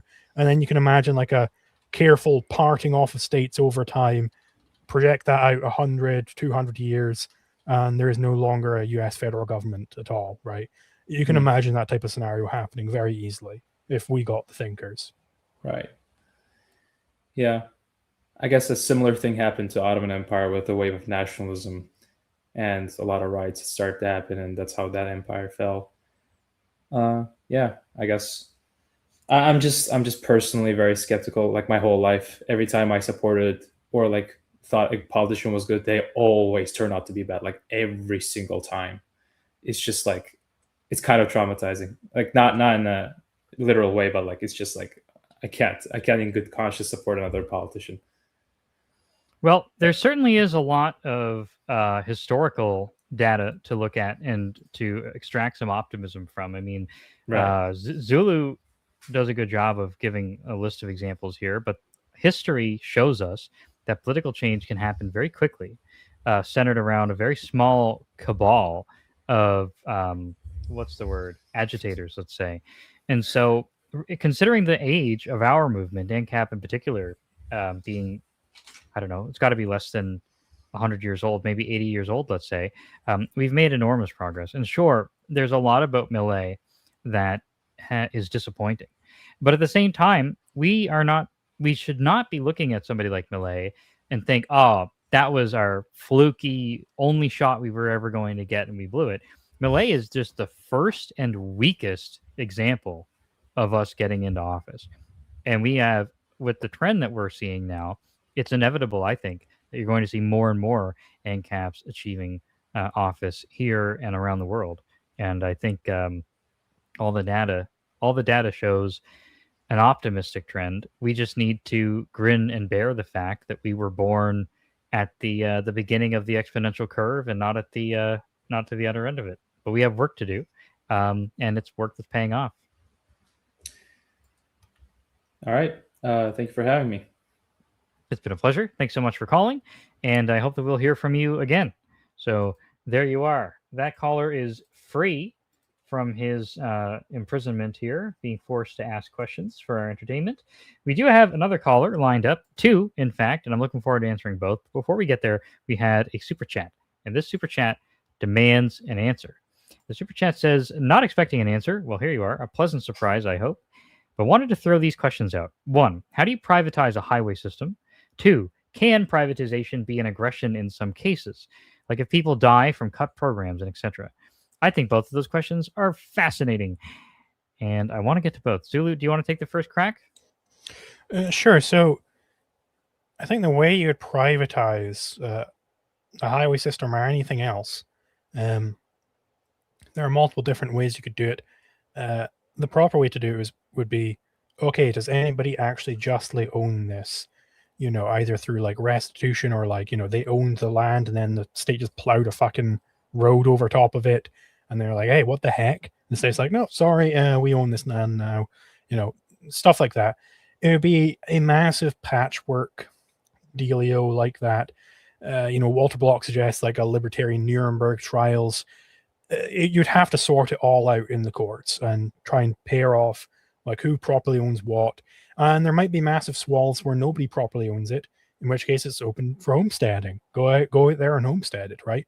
So that's how you do it. It wouldn't be like one unified thing where the government auctions it off or anything like that. Pardon me. And then 2, could privatization be an aggression in some places? For instance, if somebody dies from cut programs. No. So proper privatization, that is in the manner that I suggested, that could never be aggressive, because that's trying to return property to its proper owners, right? And it doesn't really matter if people die from cut programs. Like, if I have organized my life such that I am only able to get food off of SNAP EBT cards, and then I, because I'm just poor and I don't have a job and I don't care to work at all, and I die of starvation, well, fucking boo-hoo, don't care about that person at all. Good riddance to you. And that's not an aggression on anybody's part. I think another really this is, I think, a really useful way to help people come to understand the process of roads is to assume, and this is just like an exercise to help. It's not supposed to be literally true, but I was going to say, assume that there were no roads at all. They all just disappeared one day along with the government. How would we come about building roads? Well, an economic analysis would mean we'd have to look at the incentives. So take a look at a shopping mall, for example. A shopping mall wants people to be able to reach it. That's the value of the shopping mall. The shopping mall makes money by selling its space out to businesses. Well, no one's going to rent space in a mall that nobody can get to, right? So the incentive is for them to build their own parking lot, build their own road, and connect it to wherever the next road is, right? It's a small town. That might literally mean going right up to the people's houses in order to make sure that they're able to get to the mall. If you are a homeowner, what incentives do you have there? Well, obviously you want to get places. So let's say you have a driveway. Everyone wants to take care of their own driveway, naturally.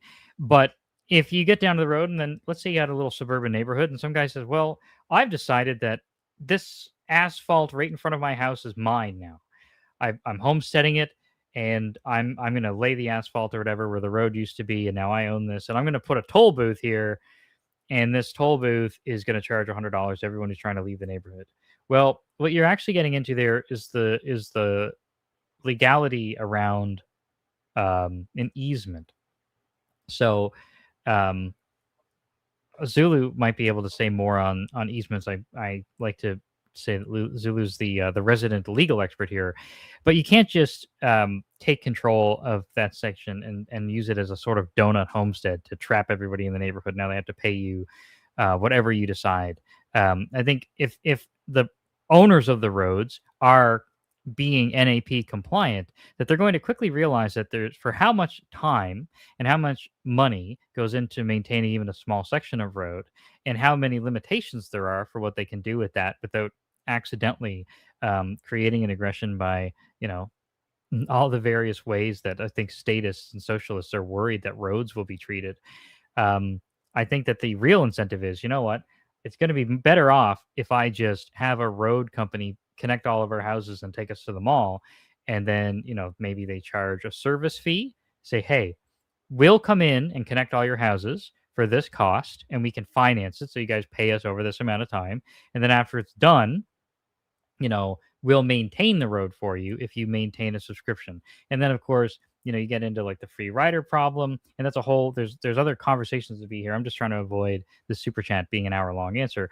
But if you start thinking about how do we go from nothing to having roads again, that helps you understand what the incentives are that will answer a lot of the questions about how do we have roads, how do we go from the real life to Ancap. Well, it's the same thing in a lot of cases, because the mall still has that incentive to get people there, right?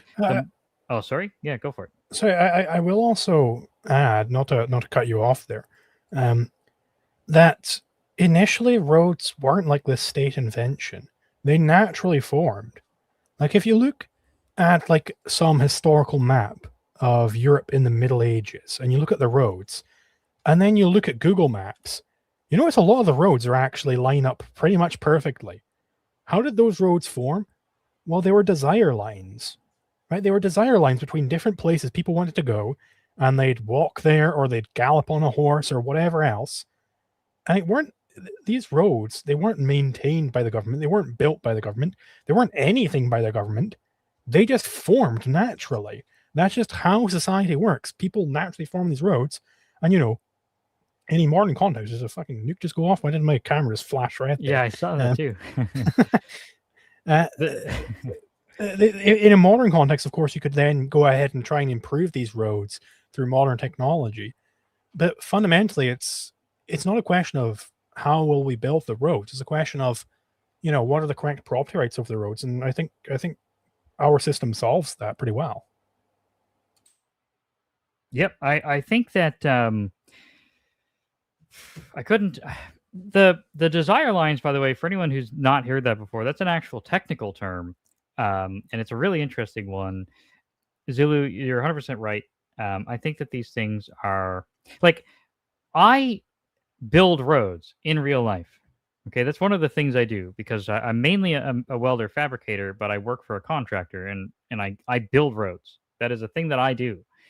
So I have a personal I don't know amount of incredulity when people talk about the roads as if it's something that is the decision on where to place them and how to finance them is just of prohibitive complexity. It is not. Speaking from personal experience. I thought that was a really good one. We got a couple other super chats. Let's just get into them really quickly here because we got callers on the line. I don't want to leave them hanging for too long. Do you think auctioning state property could be a legitimate way to do it?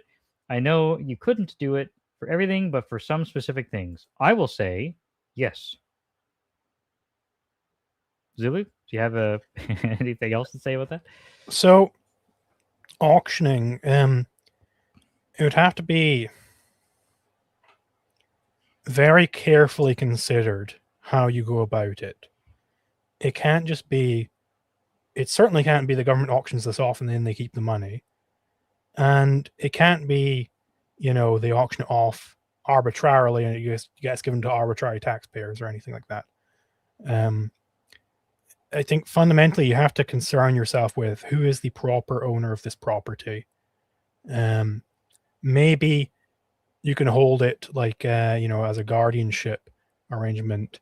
Like, okay, well, this will be used to pay off people who have been robbed by the state in some way.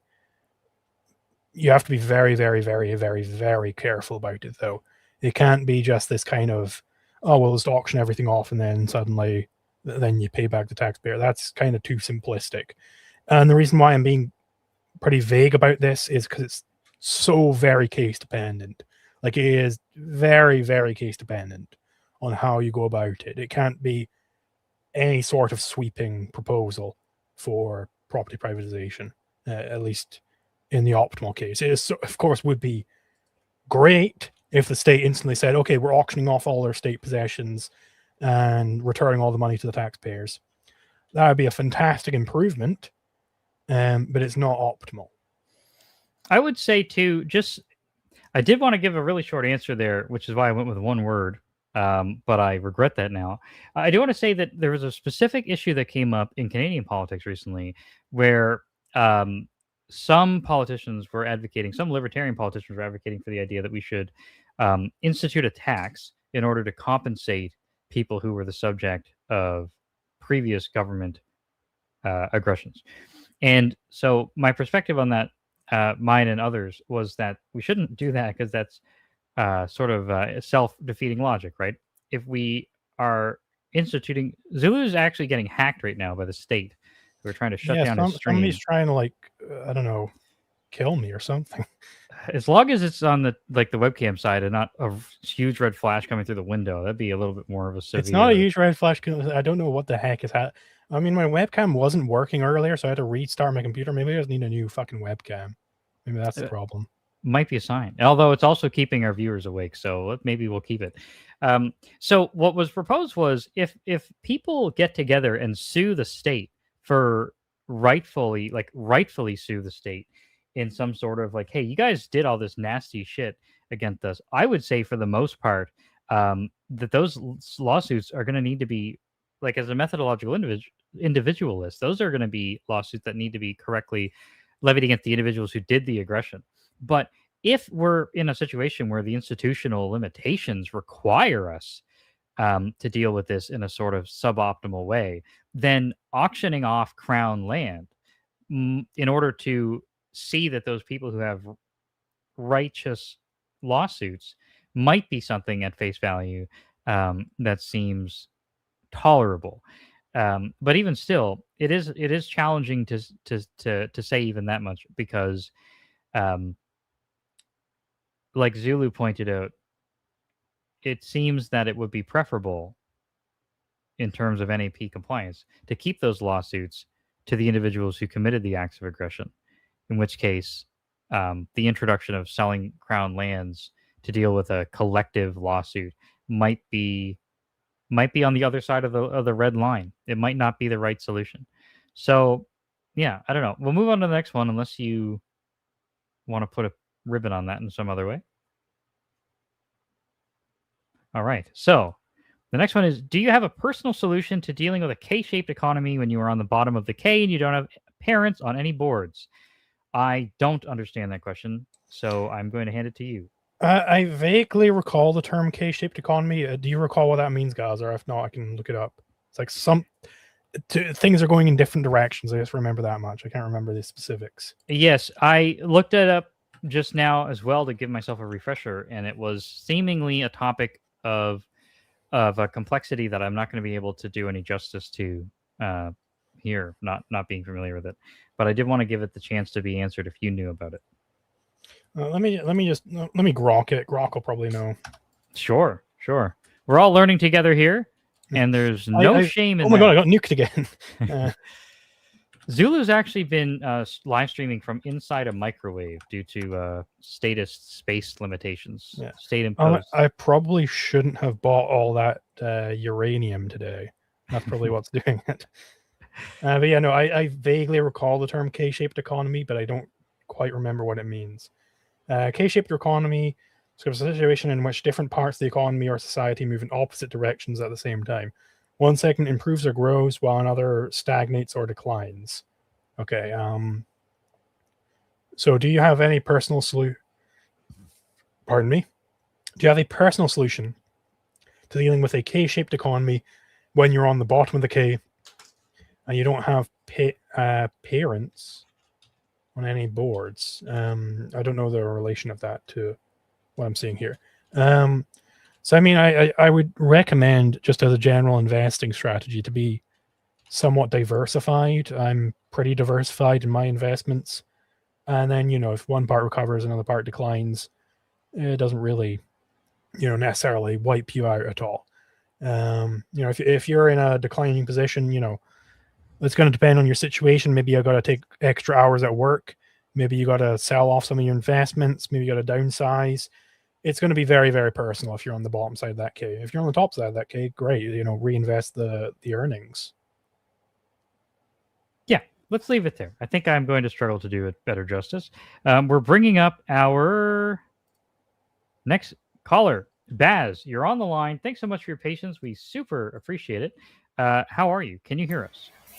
Good evening. I can hear you. Can I be heard properly? Yes, sir. You certainly can.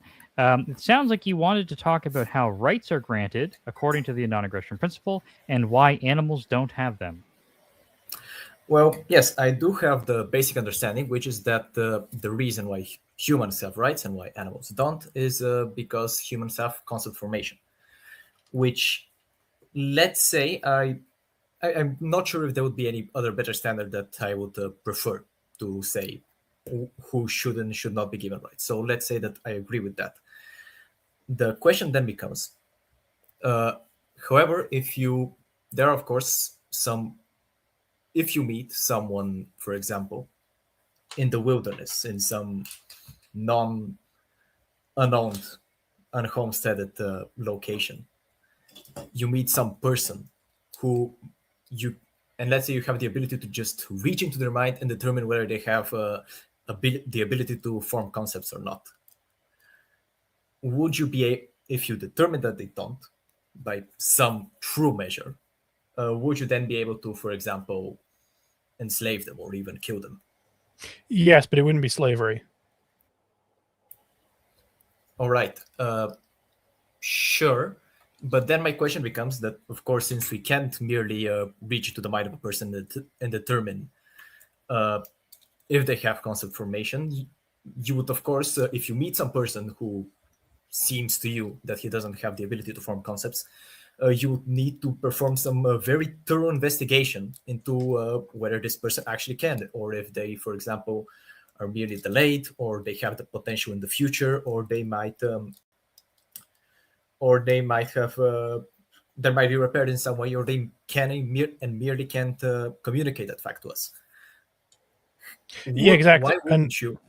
Okay, I'll finish your point. I was then. And fundamentally, the burden of proof is on the person trying to claim that this being who looks entirely like a human, where the general case for humans is that we can form concepts, the burden of proof would be on the person to show that this is a special case, right? Yes, okay. And of course, if you, for example, meet a highly intelligent dog, for example, which can in fact form concepts, someone would theoretically be able to put it to work or enslave it, in quotes, since however this concept applies to animals. But it would be the burden of proof would be on you then to basically demonstrate that no, this dog actually, or maybe to be on the dog itself. Actually, I'm not sure how that would work, but the burden of proof would not be on the person to prove that actually you cannot enslave this dog because it is actually intelligent enough to be protected by the NAP and such. Correct? Well, no, so there the burden of proof would be on, again, the person trying to show that this is a special case of dog, where this dog, it like inhaled the serum from Planet of the Apes, and it became like super intelligent, right? It would be on whoever's making that claim to prove that, hey, no, this dog's a special case. Look, you can hear him like talking English and like writing thesis statements and everything like that. This is a special case of dog. That would be where so the burden of proof is always on the person trying to make the positive claim, and the positive claim is going to be this is a special instance of this biological species. I see. Okay. Well, if we have experienced, for example, one intelligent dog, and the way it has happened is that this dog has the special gene. It is just born with the special gene that makes it intelligent enough. Then when would we need to have the necessary investigation the same way we would have that humans would just need to be over 51% of dogs are intelligent? Would it, or is there something more complex to that? So if it's a gene, then it's going to be, well, if it looks like a dog which is descended from that super smart dog with that super smart gene, well, then that becomes the general case for that lineage, right? That's how genes work. Like for anybody in the Homo lineage, it is the case that the general situation is that they're able to form concepts. So anybody in the super smart dog lineage, that becomes the general case for that lineage. So basically, there's still no investigation, but it becomes more so a genetic investigation. You need to look at the dog because, especially after God knows how much time, maybe the gene is lost again or regained, and between how the mating patterns of dogs.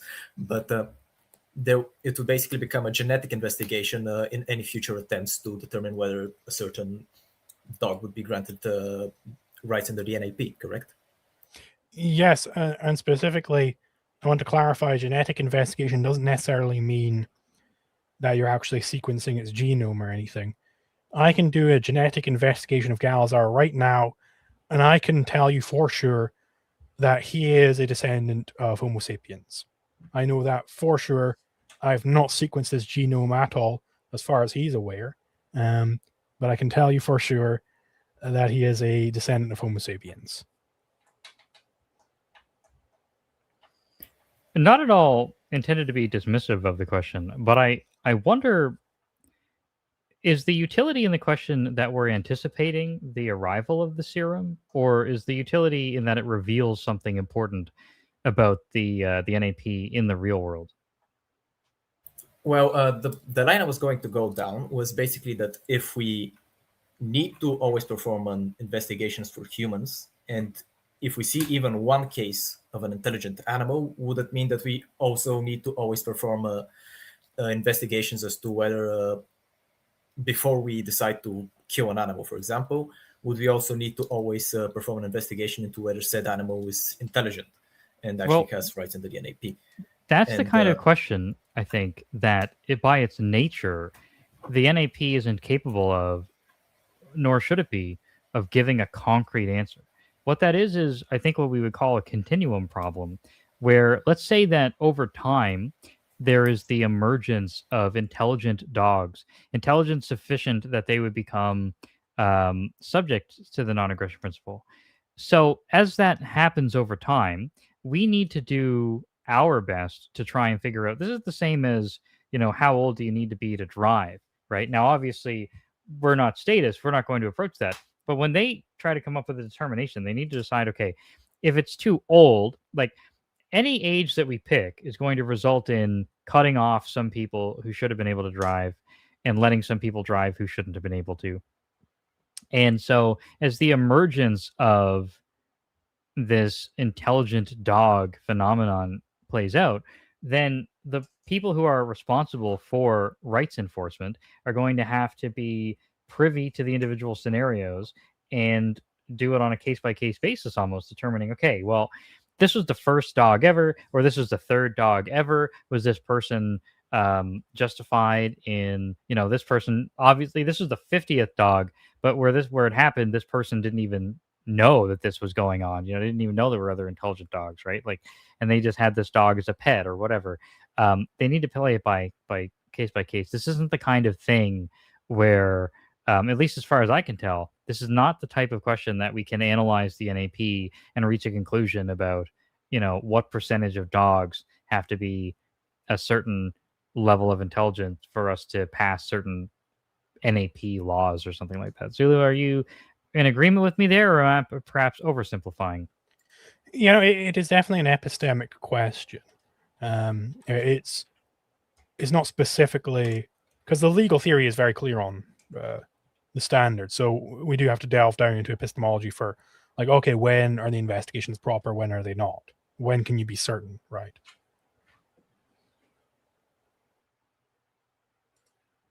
Baz, do you think that that's reasonable? Well, yes, I suppose I did move a bit more towards epistemology. Yes, the thing I was actually the driving license and such age at which you were able to enter contracts and such is basically the thing I was working along, because an age, in my judgment, is not the proper thing by which we decide. It's some sort of mental capacity, and the same way it's not merely the genetic makeup, but it is basically the mental capacity of the given creature, be it a human or a dog, as we have as I have somehow immersed in this case. But yes, I suppose that would be the question answered so far. If there's anything else you would like to comment on. Sure. I just want to say I'm not advocating for this position, but I think there's another, there's an ecosystem that doesn't conflict with the NAP that would say, because this is also an application of the NAP, it's just having a different interpretation elsewhere, but that the animals actually have, not every animal, but that animals have a sufficient degree of awareness, sapience, I think, that they have some self-ownership, that there are certain things that you can't do with them. So you can own them as pets and be responsible for them. You're the steward of them, in a sense, in the same way that you're a steward for a baby, but you can't cause them suffering arbitrarily. Like, you can't torture them and things like that. Now, I'm bringing that up just to say that that's a completely NAP compliant evaluation of the world that we live in. that neither Zulu or myself are going to take that position today, but that might be for somebody who's interested in Ancap, but they're really hung up on something about the animals. Then there's room for them without there being, we'd all be Ancaps together, and then we could have discussions about whether or not animals do have that level of, if there even is such a thing as that level of, I don't know. I don't even know if there's a word for it, but limited right to self ownership, just to make people aware of that. But otherwise, do you think that that's everything you called in for today? Yes, I think that would be a bit of a short one, but yes, that would be all I think.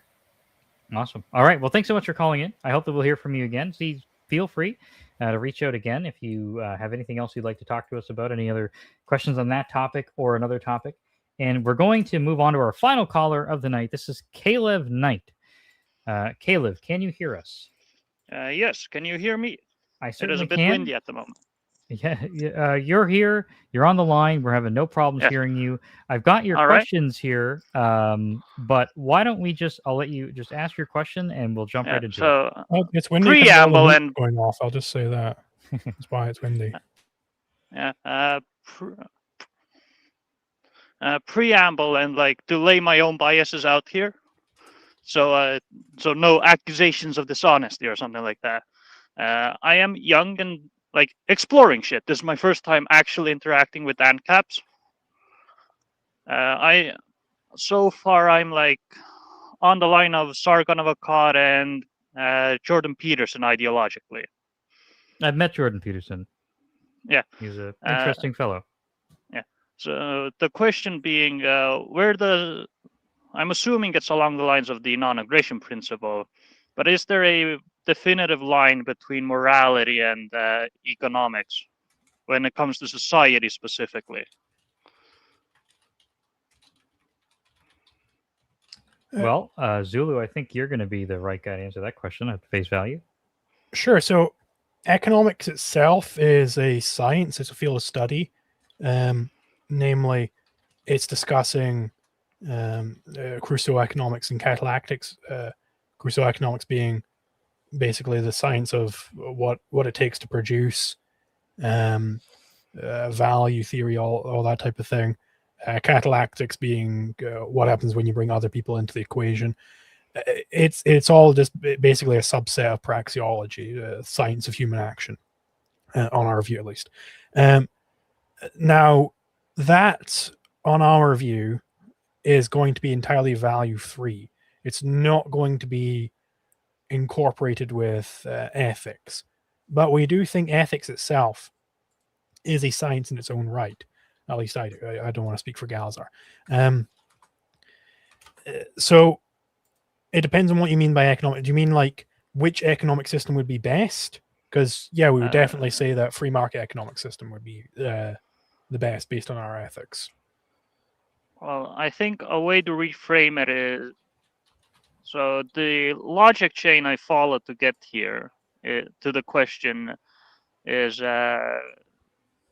governance is the management of people, and people formulate moralities around themselves through I'm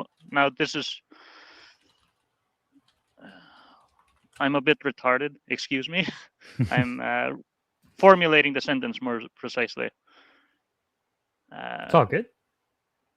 And governance will inevitably veer into ethics due to the fact that human interaction seems to, throughout history, intertwine with morality and ethics in general. And ethics themselves, to me, come out of the conscience of each individual and the groups around them. So it seems to me, perhaps, correct me if I'm wrong, that you're asking about how we arrive at social ethics. That is ethics applied to interaction between people. Yes. So I mean, we're going to have perhaps different answers to that as far as our grounding. My grounding is the objectivist one. Namely, I think that life is the standard of value. That is that given your nature as a human being, There are certain things that are proper to you, certain things that are improper to you, certain things that will promote you flourishing, certain things that will dispromote it.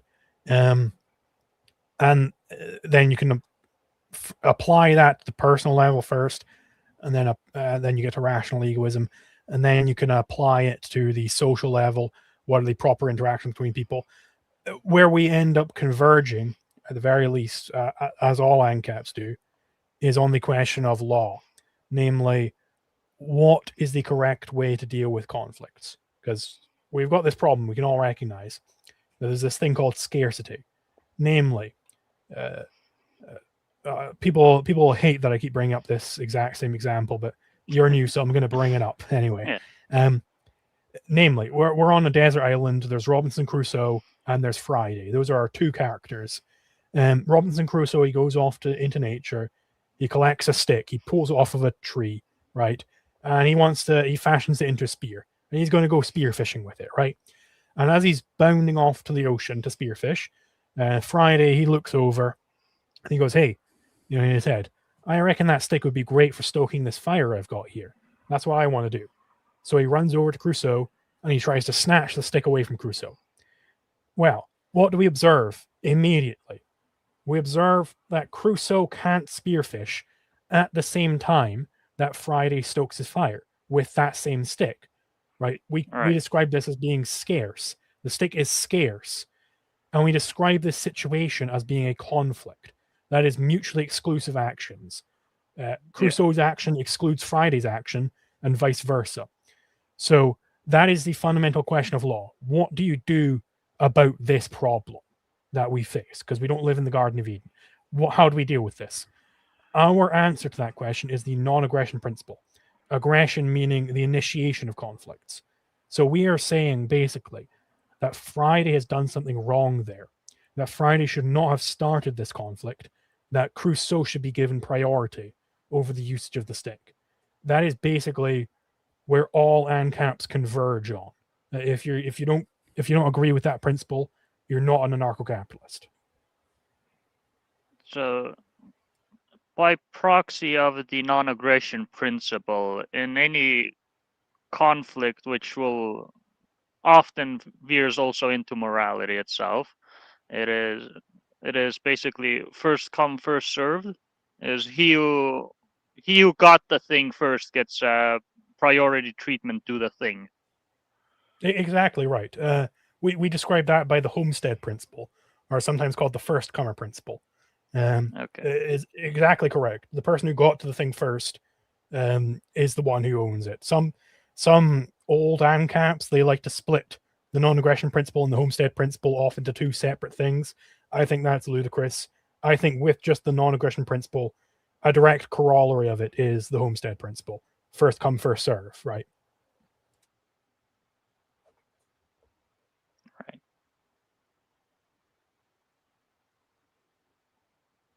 And that makes sense to me. Like, granted, I fashion myself as the lowest rung on the intelligence pole, so I doubt I am intelligent enough to even attempt poking holes in it. Well, at least you're definitely intellectually curious. You're way more intellectually curious than most people. If you're even like entertaining this scenario without going, well, that's racist, that's this, that's the other thing, So I wouldn't put yourself down too much. I agree with that, and I think that intellectual curiosity is probably more important. Anyway, not that I agree with you that you're where you think you are, but even if you were where you thought you were, I think that intellectual curiosity is just vastly. I mean, we must surely all have met, especially if we're online. You meet people who, they're Mensa Club members, or they've got like 120 IQs or whatever like that. They're just complete idiots. In fact, I've often said that like not all of the stupid people I know have PhDs, but essentially everybody I've met with a PhD is stupid. So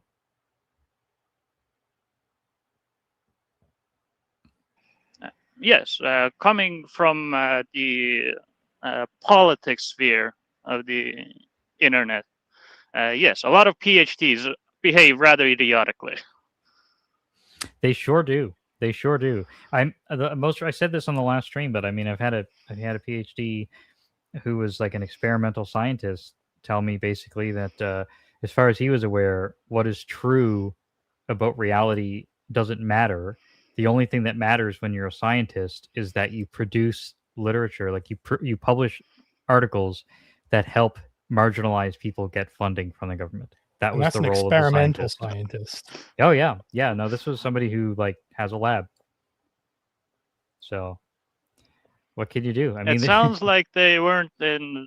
They were less of a scientist and more like an activist in function. But okay. 100%. I totally agree with you. But this is somebody with a PhD.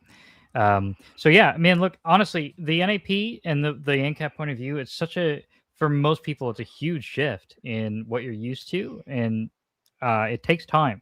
And I've told lots of people who ask me about changing people's minds is that if you're gonna get people into Ancap, it takes time because for most people it's a gradual shift. It wasn't instant for me. I mean, I was a shithead who used to go into Ancap Discord servers like years ago and be like, "You guys are stupid.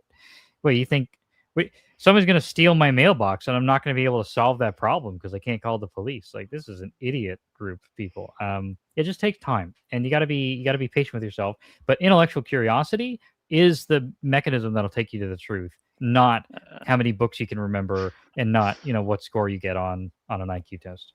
I would add to this as just a question, Caleb. Have you read Peterson's book Maps of Meaning?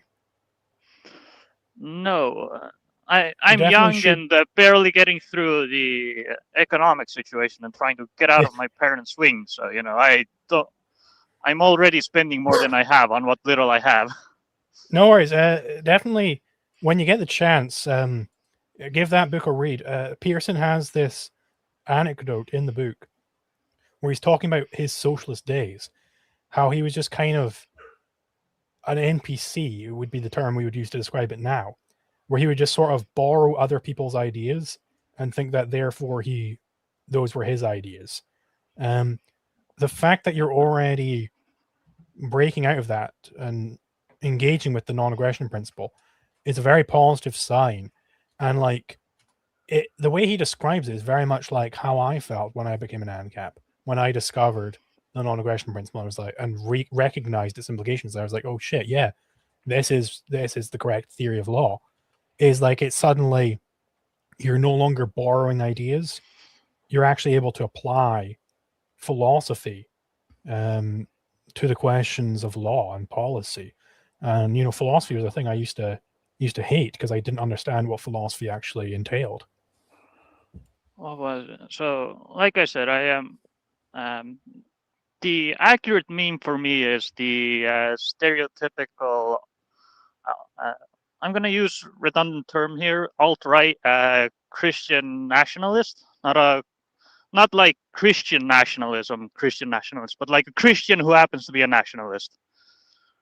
That's the right meme for me. Well, fuck, I forgot where I was going with this. Sorry for swearing on stream. No, that's okay. I do it all the time. By the way, if you're interested in getting your hands on some books in a digital format, in a, let's say, cost-effective way, I recommend that you join our Discord and reach out to us because we'd be happy to help you get your hands on I some am literature. there already. I will say, like, I am the tourist coming in demanding changes, stereotypically. But on the ideological selection tab thingy for roles, I'm assuming the Ancap one functions as it, but a like tourist or undecided option would be something to consider, I think. Or I just failed to Maybe. read them properly. Maybe. I don't know. I think everybody's got a bare minimum enough to choose like one of those very, very broad categories. I mean, if you believe at all in the government, I mean, I recognize that somebody can be truly agnostic, but they would be so rare that I don't think there's any harm in them having to choose a role. Yeah. But yeah, I see that you're in there. So please, if you have any interest in getting your hands on some more stuff to read for free, please reach out to us. We'd be happy to help you with that.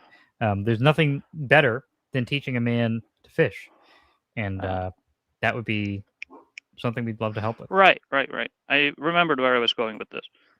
So when it comes to like basically more than two people in a situation, or like on a cultural level, how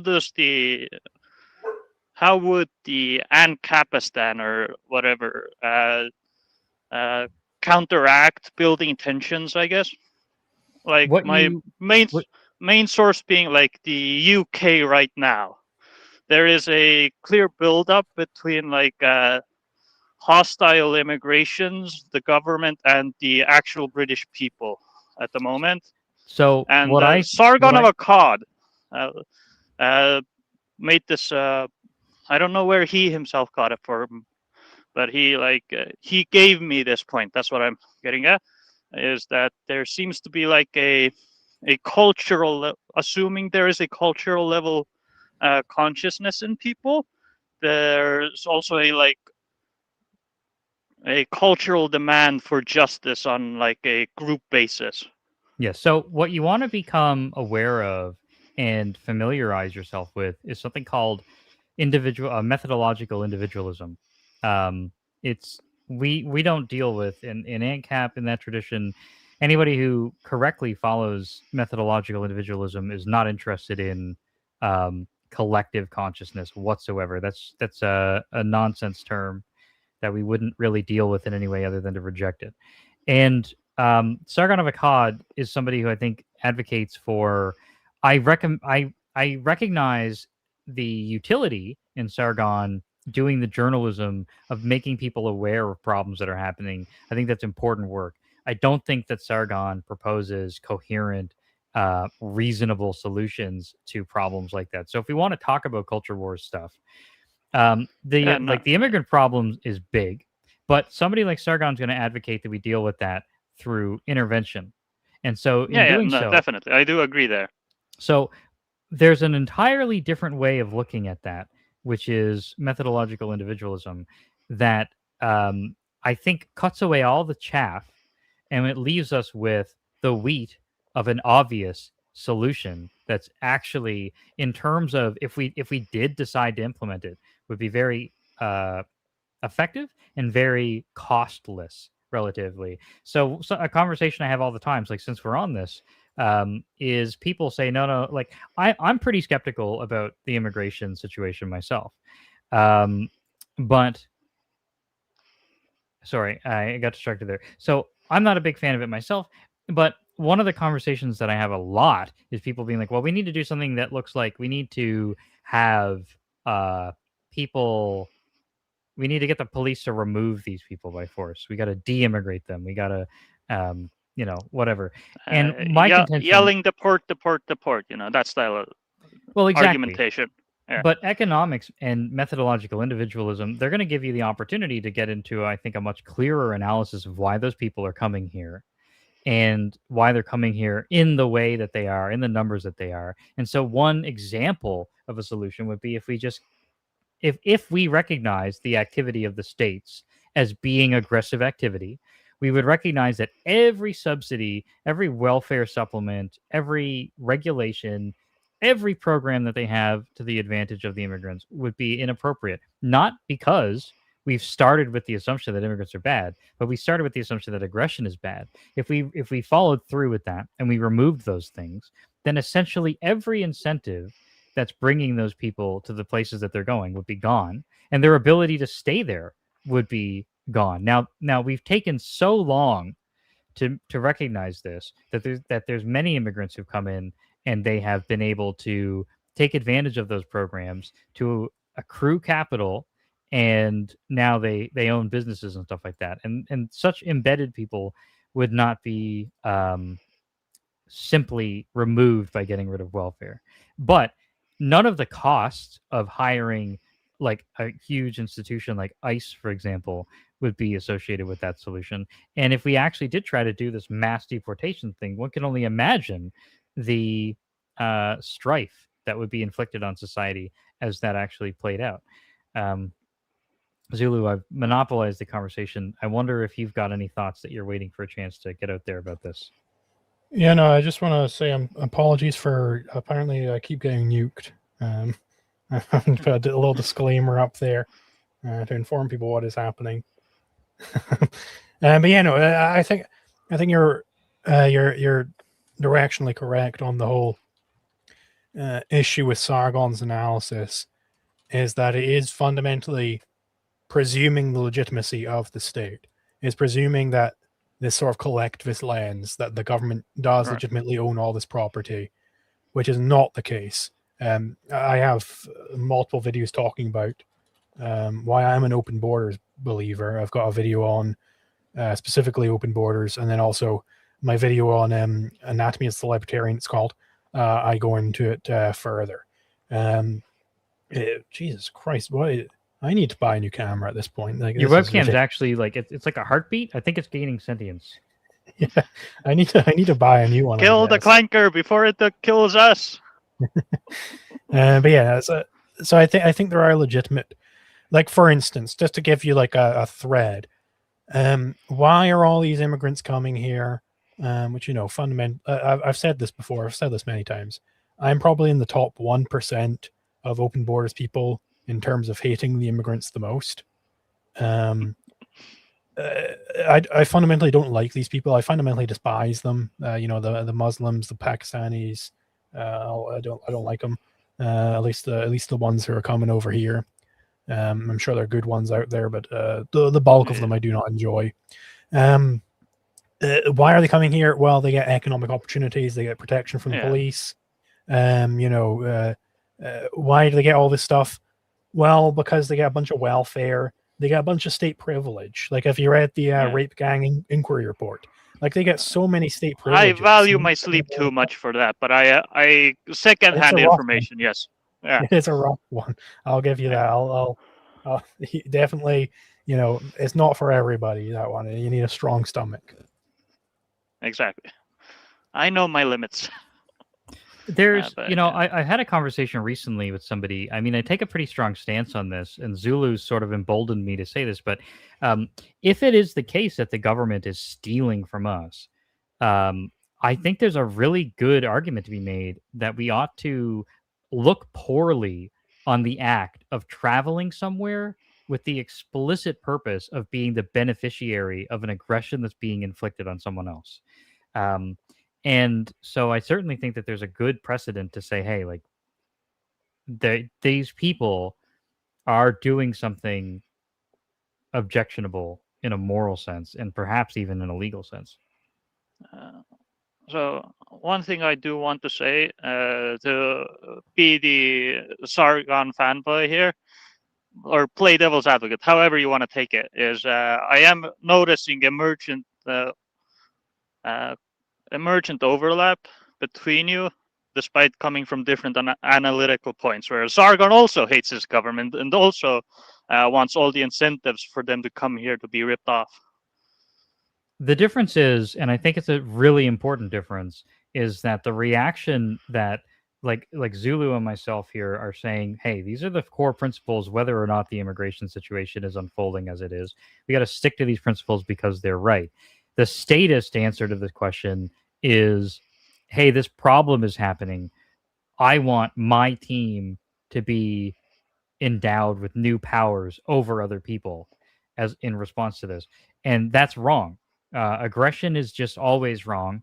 And the panic, the moral panic that comes from the immigration problem or any other problem, it doesn't change the landscape of logic and philosophy and ethics such that it suddenly becomes justifiable to become an aggressor. It isn't. And that's, I think, a really important distinction, because we also have these same priorities. We also have the same villains, but we want to pursue a approach that not only we think is better effectively, but it's also better because we don't become the new generation of villains ourselves in the process of pursuing it. Right. To put it in more, I guess that Sargon and Peterson would probably say mythological terminology. You want a deep solution to the problem, like a fundamental solution. You mean that's what Zulu and I want? Yeah. Well, like, we want something that would solution. prevent it from emerging again, I guess. we are trying to do our due diligence as much as possible to reach the correct conclusion. It might not be the case that a solution that prevents it from ever happening again is the right one. So I'm not sure about that. But I do know that what we shouldn't do in the process of trying to solve the problem is become aggressors ourselves. That much I do know. All right. So before sure we let you there's go, was there yeah. any? I want to know. We've had this conversation now. We allowed the conversation to go in a few different directions. Yeah. I'd like to hear from you how you feel about. Is there anything in your mind that you're unconvinced of specifically, or something that makes you remain skeptical of Ancap? So, this now, as somebody who the last year-ish got into Christianity a bit, I'm gonna levy the pagan argument against Christianity to you guys now. How do you counteract the claim of by the non-aggression principle, you will always be cuck to the guy who would stomp on the snake, so to speak? Who Do would you find that violate it? argument convincing? I mean, personally, no, but I can see a. How do I put this? Well, they're just making a I really can see a simple. subset of argument of people falling for the argument of a non-aggression principle means you never act Yeah, first anyway. well, yeah, I mean, you just shoot them in the head. If somebody's violating the non-aggression principle, just shoot them. Just keep shooting them until they're no longer alive. Right. Yeah, I mean, we don't. It's not our goal. It's not in our list of our to-do list to account for people who are going to be irrational. So there's certainly always going to be people who reject the NAP for not good reasons. Not that there are any good reasons, but in that case, like with the specific question you raised there, they're just making a mistake. They're making the mistake of thinking that because you're not initiating conflict, that you can't be effective at conflict. A burglar initiates conflict by breaking into my house. That does not mean he has an advantage over me in my house with an assault rifle. That doesn't seem to follow. If a state wants to invade a neighboring nation, it doesn't follow that just because they're a state, they're better. I mean, all of economic analysis makes it clear that states are absolute morons at every single thing that they do. So if you have a smaller, free society adjacent to a state society, every economic analysis seems to indicate that you should expect that the free society would be more effective at defending itself. So the people who have that concern, they're making the mistake of being satisfied with telling themselves fairy tales. And if you reason with them, then it should be very easy to dispel that. And if they're not interested in being reasonable, then, well, like Zulu said.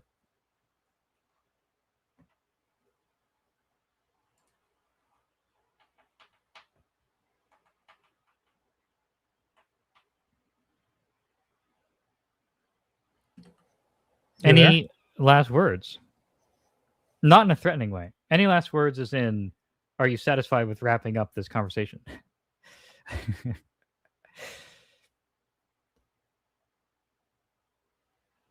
All right. Well, I think that's a good place for us to call it. Zulu, thanks again so much for staying with us so long again. We had some good calls tonight. 8 of them, in fact. I got to really get on my on uploading those VODs. I have such a long backlog on VODs now that I think I'm going to need to like hire an editor or something just to get caught up. I want to say thank you to Zulu, but also thank you to everybody who came in today. We hopefully will have another guest host for you guys next week. This week it was just the two of us.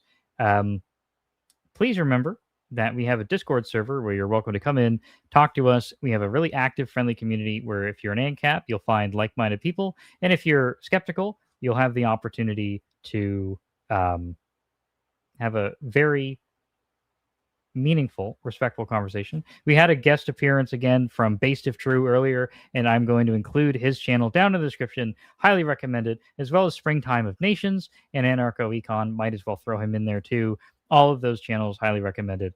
That's all I have to say. Thanks so much. We had 50 viewers consecutively or more for almost the entire stream, which is extremely exciting for me. Zulu, I'm going to let you have the last word, and we shall sign off when you make finger guns at the camera. Yeah, absolutely. Thank everybody who came along, especially the callers and especially the super chatters.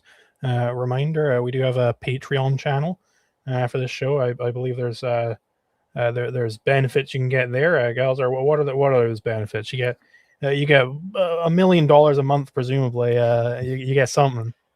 Well, on the Patreon, there's all kinds of things that we do in the Discord server. One of the things is we make infographics for helping people understand chapters or sections of books better, or just political arguments that are out there. So if you're a certain level, we'll make an infographic of something you're interested in. You get behind the scenes access in our Discord server, all kinds of fun stuff like that. We try to keep it to things that are tangible, and there's lots of different tiers. So if you want to check it out, take a look. You'll have access to the elite crew, and hopefully something physical, not necessarily tangible, but something specific to show for your support. Also, just real quick, Based of True is asking if we responded to the most recent super chat. Oh, is it this one that you're asking about? Presumably. About the government dispersing accountability? I don't know that we did. We'll respond to it right quick though. You're correct. I think that I responded to it in the text form, but not in the show form. I responded just by saying that for the time being, I think the best answer to the auction question is just that we should just not do that. It seems to me that the most intuitive answer is that we should let crown lands be homesteaded, would be a more directly appropriate answer. Yeah, but so anyway, thank you for coming along. Peace out. We'll see you 1 week hence, and I am planning to do some streams during the week next week. I haven't been able to do them this week, obviously because of all the nuclear bombs going off. But yeah.